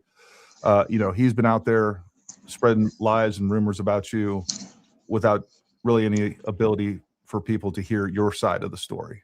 And I think we only touched the tip of the iceberg. I think that video really does say it all. Anything else you'd like to say, or? Just thank you for giving me the opportunity. I mean, this has obviously been years of my life, and it's been horrific. And watching those podcasts and now seeing people share those podcasts and talk about me, and just thank you for giving me a chance to show the world that I'm not that person. My son I love him more than anything in this world. He is the most important thing to me, and I will never stop fighting to protect him. That's what I'm here to do, is save my son, and I will never give up. Well, listen, I'm going to give you a call in the next day or two and see what we can possibly do to help you out. And just know that our entire, all our viewers out there are behind you. I'm behind you. There's going to be a lot more people out there that are going to see your story, hear this in the future, and they're going to be behind you. But anyways, I'll give you a call in the next day or two, and we'll see what some different courses of action we could possibly take to help you out. And just God bless you. I want you guys to have the best new year ever. I think 2026 is going to be your year. It's going to be the most bitch-free year that you've ever had. I'm declaring that right now. And you and Nathan are going to go on to have a much better life. And I just we'll be praying for you guys, and we just wish you the best. So have a happy new year. Thank you. You too. All right. Good night. All right, folks. Yeah, man, I just there was so much more that she's talked about to me that we could get into that I don't know that I had the mental and emotional fortitude to go down that road and talk about all the things, the different accusations. But you guys saw what was going on with this whole thing, and right from the beginning. I mean, this is a guy that will make up a story out of nothing. He will take the fact that he is beating his wife's car with a hammer, acting completely aggressive and psychotic towards her, trying to get attention. And then as soon as she has that video camera out and he knows it, he turns into the victim. Like, everybody, look what you're doing to our family. Like, it's the most pathetic, disgusting display from a man that I've ever seen. And I don't know. Honestly, I'm a loss for words. And that is the guy that we're going to say, took this trip down to Fort Huachuca, stumbled upon this super secret meeting that no one would ever know about. And then we make the illogical assumption that the meeting was about Charlie Kirk's assassination at Joint Task Force Southern Border. It's the dumbest shit. It's the dumbest shit I've ever heard. And then, multiple weeks later, he's like, oh, you know what? That guy right there, I saw him walking out of all those people. Of all the people I saw Brian Harple. Oh, and the night before I saw Erica Kirk at the, whatever, freaking Quality Inn or whatever it was. She was dressing down. And I still don't understand, like, how do we not care where she was on September 9th? Like, if she was there for the meeting on September 9th, we saw her on the 8th. She doesn't need an alibi for the 9th. She needs it for the 8th because that's when she was there, but she wasn't there for the meeting. She was just there to hang out in the lobby of, the Quality Inn or whatever the stupid hotel was. Like, I don't know. I need to follow Candace and just listen to her podcast so my brain will get to a point of mush that I'll be able to understand what the F these people are talking about. Hey, Gary, did you do a FOIA for the police report on the base? Seems as though privacy acts were broken through the screenshot, maybe include blotters. So, yeah, there's a couple of things that I plan on doing with FOIA. Well, I got another approach with this that I'll take after the New Year's. Anyways, we're going to make some calls. There's a couple things that I want, possibly get statements from people that were involved with that. If I'm going to do a FOIA, I'm hoping that they actually have cameras in the Joint Task Force that are pointing at that door. And if we're going to do a FOIA, I think that's really what matters. I suspect, based on this report that says that this event basically took place at 11/17, that we're going to see. And then Cameron got the phone call at 12:30 that this happened at around 11:10 at the earliest. Well, just so we know, just people that are watching, this is the report that Candace put out that supposedly proves that Mitch was there. Okay, he was there. Who gives a shit? All right, it's all the other stuff that really matters. But I just want to hit this again. On September 25th at 11:17, the Fort Huachuca Military Police was notified by Daniel Head.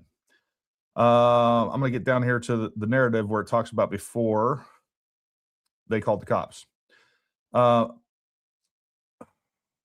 Daniel Head, who stated that the individual entered the building with a backpack making concerning comments. The backpack was taken away and placed outside on the north side of the building and called the police station to report the incident. All right. They claim that the incident was reported to the military police at 11:17. So again, upon arrival, patrol spoke. Daniel Head, who stated that the individual entered the building with a backpack, making concerning statements. The backpack was taken away and placed outside on the north side of the building, and then they called the police station to report the incident. So we're talking about like 2 minutes of activities here, and according to this report that Candace claims is written by Jesus, it's perfect, even though we got so much stuff going on with it that's wrong. Perfectly good report. That call came at 11:17 after they saw this guy who made concerning statements. They took him outside, they took his backpack, and then they called the cops. So that's like 2 minutes. Let's go on the high. Let's go crazy. Let's say that was 10 minutes. 10 minutes of activity. So this report, this happened at around 11:07. The earliest. It's not at 7:37. So that timeline is something that I think that we can prove, which will again be one more thing that debunks this whole nonsense and that proves once again what we already know, and that is Mitchell Snow is a liar. He lied about being retired military. We heard him. Okay, he's not retired military. He was medically discharged. That is not retired. We saw what he said about all this stuff. So, that's where we're at in all this. Genuine question. If you are receiving death threats, wouldn't you not want to encourage your audience to hate on Candace? Not very right with Jesus of you. I've never said to hate on Candace. I said to call her out for her lies. And Jesus, just like Charlie, said, hey, you know what? We need to speak truth to lies. That's what I'm doing. So that is the right thing to do. When you see something that is being portrayed that is not correct, you have a responsibility, a Christian responsibility, and an American responsibility to stand up, and even when it's uncomfortable, you speak the truth. That's what we do as Americans. That's what we do as Christians. That's what Jesus did. That's why he went inside the temple and threw all over the tables and was yelling at people. All right, so that's the Christian thing to do, is we don't accept lies, and that's one of the reasons that Charlie was killed. All right. One of the things he talked about was like, I'm not going to participate in your mental illness and pretend that if you're a female and you're claiming to be male or vice versa, I'm not accepting that. It's a lie. And the same garbage tactics that this is, and I'm not, whether you intend to or not, this is a garbage tactic, Holly. When you're sitting there saying, you know what, you're not acting like Jesus because you're not being nice to this person that's participating in a lie. No, I'm being a Christian because I'm not going to participate in your lie. It literally is a mental illness. If you think that there's any evidence that the French Foreign Legion, people in maroon shirts, like all of this stuff, crazy shit, that TPUSA with no evidence is involved in Charlie Kirk's assassination, you need to check yourself. There's 1,000 scriptures that will cover that if we want to talk about being Christian. So accusing people without evidence, like it's morally, ethically, biblically wrong. Biblically wrong. So that's where we're at on that. That was a genuine answer to your genuine question. Grab a snack or a drink on me for the new year, Gary. Wishing you and your family the best. Looking forward to your continued support, reporting on the truth. We will continue to hold the line. Scouts out. Thank you, Roman. Thank you for your support. Thank you for your service, buddy. Man, I really appreciate you guys so much. Seriously. Also, since MPs use alerts as a reporting system, anytime a report is accessed, it is time stamped along with the person who accessed it. FOIA. Yeah. So if you guys have some different advice, I wasn't an MP. No offense to you guys, you Blue Falcons out there. Just joking. No, all joking aside, if you guys have some advice on how we can go about getting this information, I'll take it. So dlpodcast at paramountTactical.com. Let's get to the bottom of this. Let's prove once and for all this is just utter nonsense. And the fact that she's continued to promote this, propagate, and so many other people have come out and done the same thing. It's sad, and I find it disgusting. You demand go, Max. Go, Max. I love I love when people are trolling me on Twitter. I'll just respond with like, "Oh, looks like you're upset. I guess I'm over the target. Quit being fake and gay." You know, I'm actually kind of pissed off about this whole thing. I'm glad that we brought the word back gay. Like everything, this is gay, that's gay. Candace ruined it for me. I can't even say that word. Same thing with weird. Brick Suit called me out on that when he had Brick Suit. He was like, "You keep saying the word weird." I was like, "Ah, you're probably right. Probably been watching too much Candace," because at that point I'd watched like 25 episodes of Candace pretty much nonstop straight through. And I was probably getting a little bit of lobotomized and indoctrinated. Sorry if this was addressed, but I wanted your thoughts on Baker Tilly and the info that just came out about him. How can we trust any of their audits?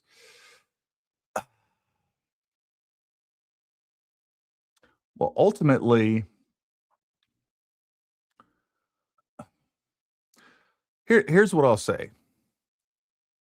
Maybe you can't trust Baker Tilly's, who's the tax lawyer accountant for TPUSA. Maybe you can't.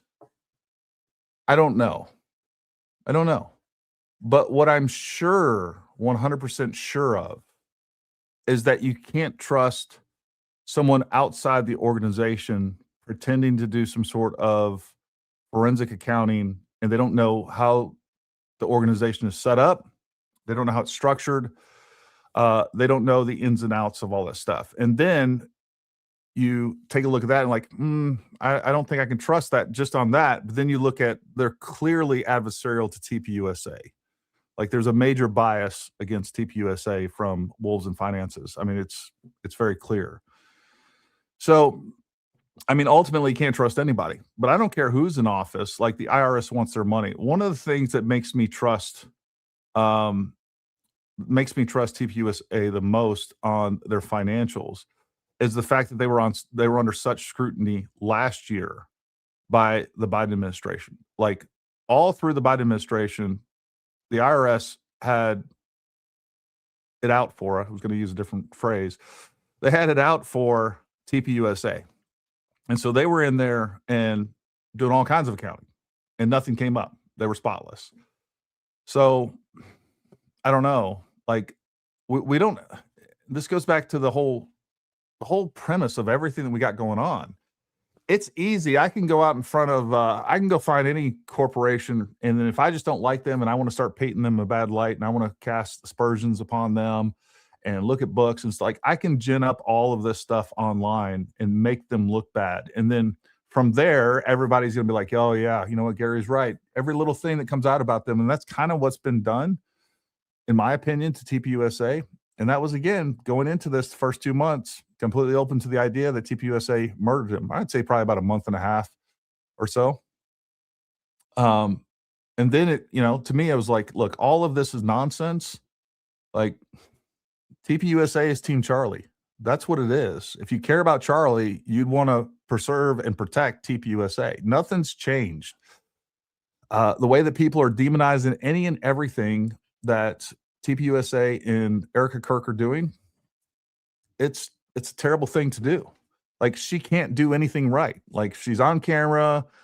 And look, I've said it before. I don't think that Erica Kirk does a real good job in the public eye. She's not used to that. This is also like she's under the stress of her husband being killed. One of the things that I was told was the fact that, look, she determined that she was going to continue all the obligations that Charlie had made, all the different events, all the different interviews, like everything that he had obligated months out. She wanted to make sure she fulfilled or had TPUSA fulfilled, to include AmFest, which is a huge undertaking in of itself. So she's under the stress of her husband being murdered, and then now she's kind of thrust into the spotlight. At the same time, she's being accused of killing her husband. No matter what she does, she can't do anything right, according to the Candy people. Like Candace said, all she got to do is tell me to stop. She asked her to stop. Nope, not stopping. Like, how many times does Candace have to lie before you people wake up? Like, she's so disingenuous and so malicious. That's the other thing, too. It's like, man, she's just vicious and petty. Every time I'm on a military base under suspicion, I walk into a top secret meeting. Happy New Year's, everyone. I agree. I just stumble upon them. Charlie was a true Christian. Candace is working for Satan to tear down TPUSA. No matter what, you have to admit that Charlie was dedicated to the conservative movement. And Candace has done just the opposite. She has torn it down. She has slowed all the momentum with especially the youth that Charlie accomplished getting conservative. We literally had a youth conservative revival in the United States. And that's been turned into, you know what? The guy that created that, the organization that he built, his entire life's work is what killed him.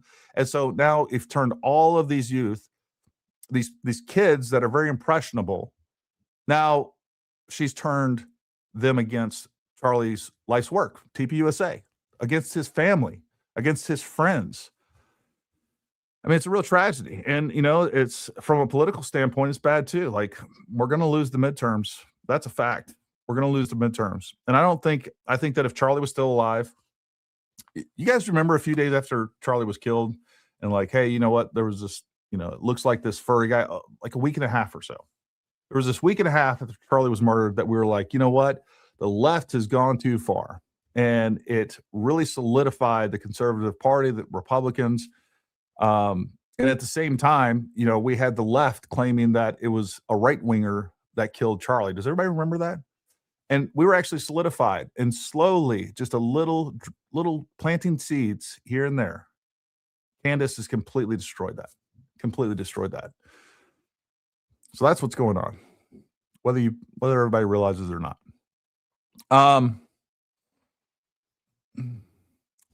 Well, this is a great question. Oh man, the thing moved on me.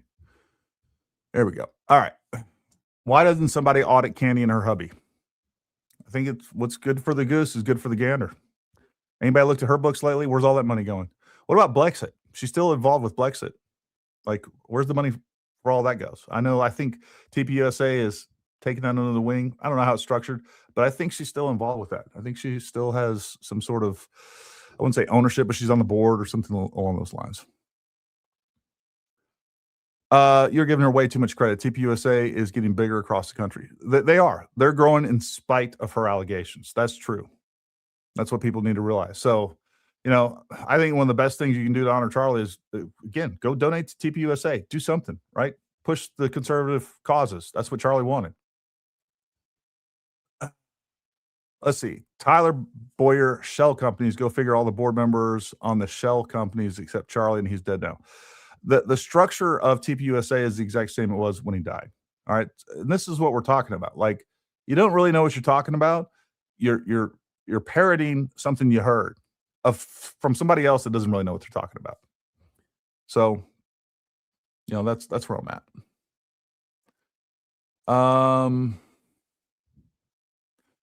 Farmers should be glad you're allowed in.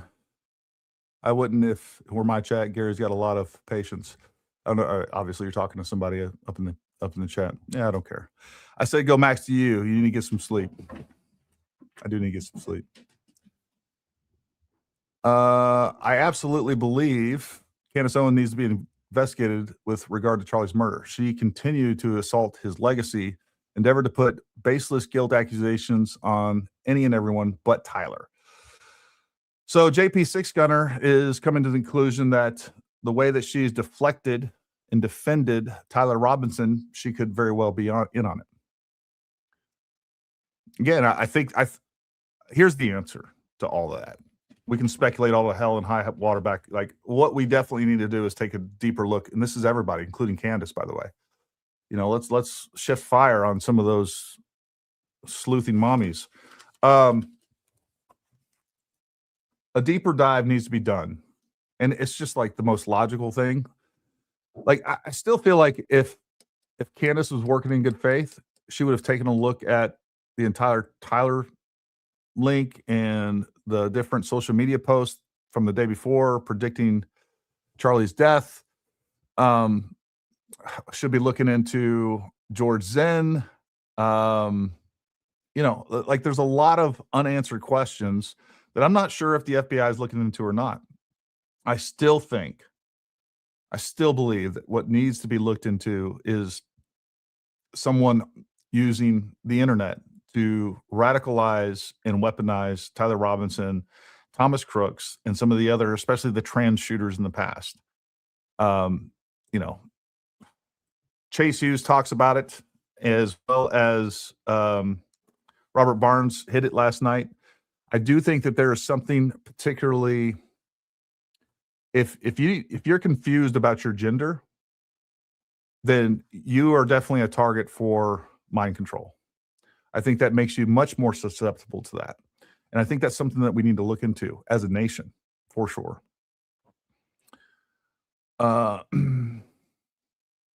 Looks like Cabot just provided his proof of not being on base with video and pictures. Mitch 02 should have shut this down. Mitch 02 should have shut this down already. Yeah. Look, here's the problem with some of this. Number one, some of the reasons that these people are not very responsive to Candace that are involved, where we're talking about Brian Harpole, Erica, I don't know how responsive Congressman Amade or Amodi, or however you say his name is, could be because they're gearing up for a lawsuit. So, but look, we just can't have the society. Like, this is the tactics of terrorists. This is blackmail. This is extortion, where we've gotten into this thing where we think we can just accuse someone and then they have to prove their innocence. There's a reason why that has been a fundamental of our society, that we don't put up with that bullshit. Like, you can't just extort somebody, because what Candace has done and will continue to do, and other people are going to follow in her shoes, is next time another event comes out, it's going to be like, you better give me proof that you're innocent. And next thing you know, that's inculcated in our government. Don't think that's not possible. Like, what authority does Candace have? What authority does her sycophants have to go around and accuse people and then expect them to acquiesce and give them proof of their innocence? We're living in crazy land.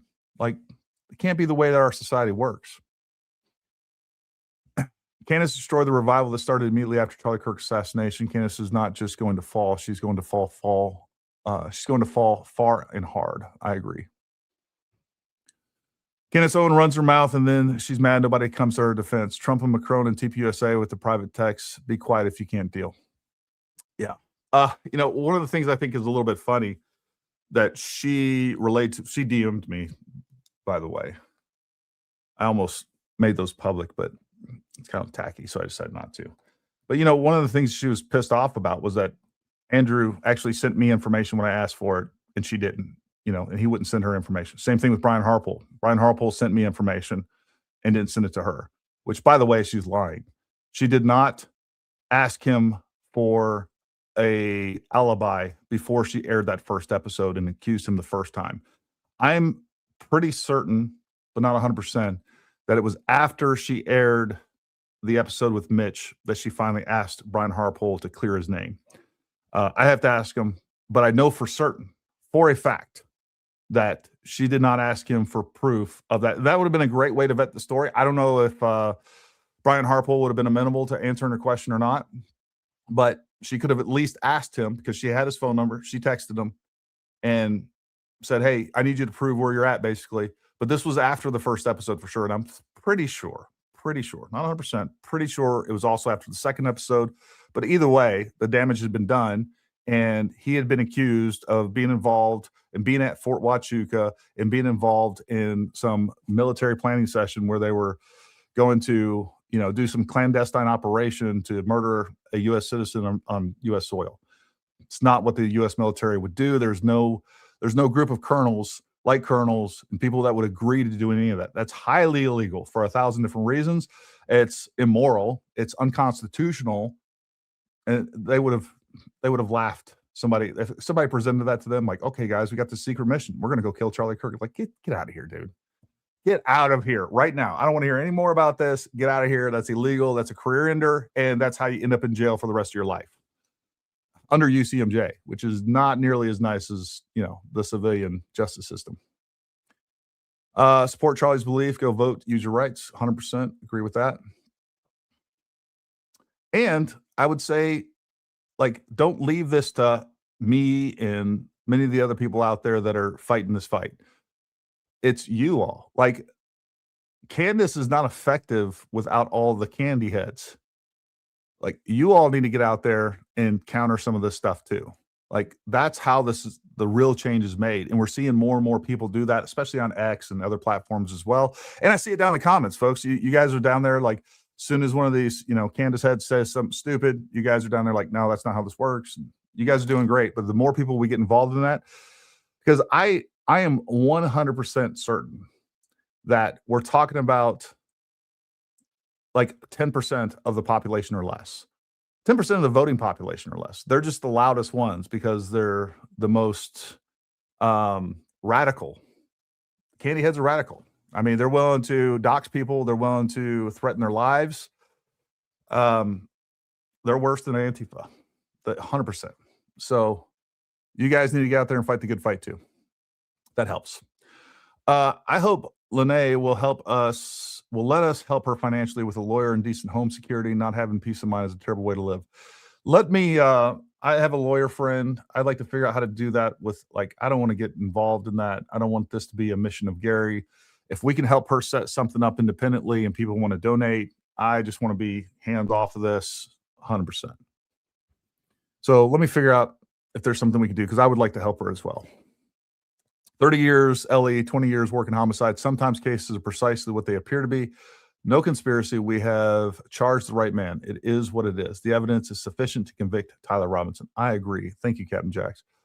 As a matter of fact, Friday, let me see what his name is. I want you guys, Thursday, actually. We're going to be doing a live stream with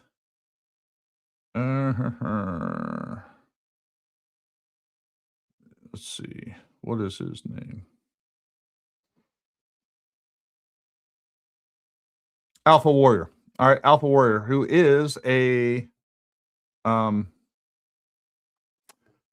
former detective. Anyway, it's gonna be a great stream. We're gonna go over the case, talk about some different things. We got some other. We'll come up with some great topics. And I definitely want to talk about getting deeper into trying to find evidence of some sort of network that was in and around Tyler Robinson himself. So that's going to be a great live stream. And he's a great guy. I've looked at his content. Looking forward to it. It's going to be fun. Candace didn't want to vet Mitch or get alibis before platforming him. She wouldn't have been able to start a new conspiracy. I agree. I mean, that's the only explanation. It's accuse now, ask questions later. Accuse. I mean, you can't extort people out of their own privacy if you don't accuse them first. So that's the method. It's her method of controlling people. It's very narcissistic in nature. She wants to control people. She wants to run this place. She wants Erica to have to fly to her as opposed to her go down there and actually, when she says any place, anytime, she doesn't mean that. Any place and any time, as long as the people bend a knee and come to me. That's what she really means. Let's hit a couple of live comments and then we're going to close it down. All right. And I'm not going to do a live stream tomorrow. It's Wednesday. It'll be the New Year's. Spend some time with the fam. In my humble opinion, bad faith actors like Candace Owens have proved how totally dark, evil social media has become. Look, social media is like any other tool. It can be used for good, can be used for evil. And there's always going to be people that use every tool available to them for evil. That's just a fact. But what we need to do is just like with anything else, I'm a First Amendment advocate and Second Amendment advocate. Like, you can use speech for good. You can use firearms for good. They're just tools at our disposal. And what we need to do as a society is self-regulate. We need to call out people when they're doing evil things, like accusing people without evidence. Like, that's something that would not be even entertained in the past. We would call that and be like, nope, we're not playing that game. Go do that somewhere else. And they wouldn't be able to get the following, the clicks, the shares, and everything else. And I think that there is a very inorganic push behind Candace Owens, both on YouTube, both on X. Because also, if you go to Instagram, which I'm streaming to right now, like, the opinions is almost the exact opposite. I would say like 70, 80% of people on Instagram, maybe more, are actually very common sensed. And then you have all these crazy bots and this artificial push. And, I don't have any evidence of that. That's complete speculation. but I'm also not accusing somebody. See how that works too? Like you can speculate on broad things. You don't say like, oh, you know what? I think this person is doing this evil thing and I'm sure of it. Aren't you sure of it? You should be sure of it too. And then I spend all day trying to convince you that that person is doing that. That's the difference. Without evidence. Now, if you have evidence, it's another thing. When I sit here and tell you, hey, you know what? Mitch is a pathological liar, and I present the evidence that I have myself, both, and Nate, and lots of other people, by the way. It's not just me. There's a lot of people on social media that are talking about these things. So, but that's with evidence. Jay Witt went through her whole X-Space live. She was like, I have 4 people here investigating, but none of them have found anything. Because they're investigating Fort Huachuca, where nothing happens but border security. In my humble opinion, we hit that one. I don't know, but having a recreational tent up where your husband got murdered and having people taking pictures is like a spectacle isn't pretty to me. Yeah, look. I mean, that's fine. And you can say that. And maybe you should even voice that opinion to TPUSA. But going from that, saying, hey, that's tacky, I don't like that, to jumping to the conclusion of, oh, that's clear proof that they were in on this and they're, exploiting this or whatever else. I don't know what they did before. Was that all, like, that tent was Charlie's thing. Did they have that up at AmFest every year? I don't know. And I think that's what we need to look at, right? We need a baseline before we can say something's weird, even weird, and not all things weird, which stand out from normal, not all things weird are suspicious. And then we whittle things down. We use a filter. We get from, okay, that's not normal. Now it's suspicious. And here's why. So you got to establish a baseline of information first before you start saying things are even strange or suspicious. I don't know if they had that tent up before. That was Charlie's thing. I understand if they did.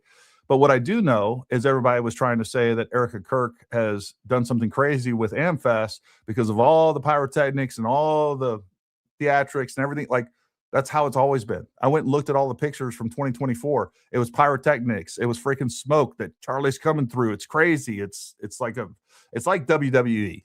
All right. It's a political rally where they get their donors and everybody else fired up for the cause. It's a fun, exciting event. That's what it's supposed to be.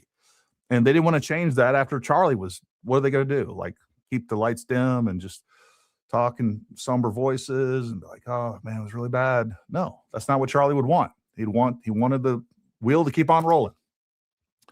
And that's what Erica's doing. And like, I hope it's not true, but there's a chance that like every night she goes home and lays in bed by herself, she's probably a effing wreck. And nobody seems to give a shit. It's like, no, she's evil. Look at her. I don't understand it.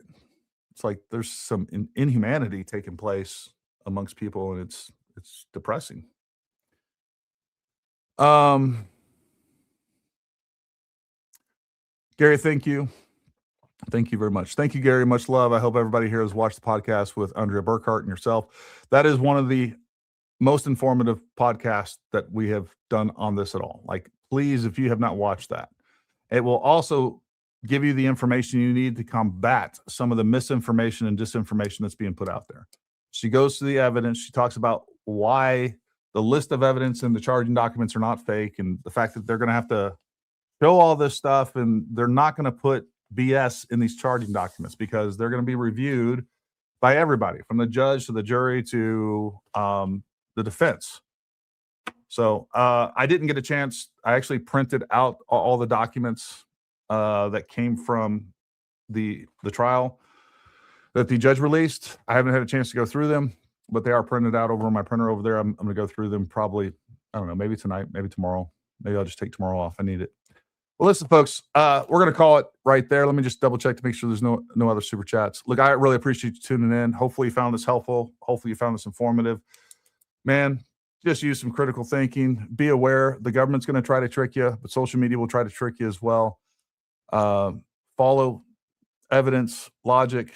It's just not going to steer you wrong. It really isn't. And we really appreciate everybody's support. Make sure you like this video. It helps us. subscribe. If you want to support us, there's a link down below. You become a member. We really do appreciate that as well, so we can keep fighting the good fight, keep doing what we're doing. Oh, I got a big surprise for you on Friday. I'll announce it maybe Thursday or maybe Friday morning. I don't know. But big surprise on Friday. Oh, look at this. Jay Witt giving us a goodbye. Thank you, Jay Witt. I love Jason over there. If you guys aren't following Jay Witt, make sure you go follow Jay Witt.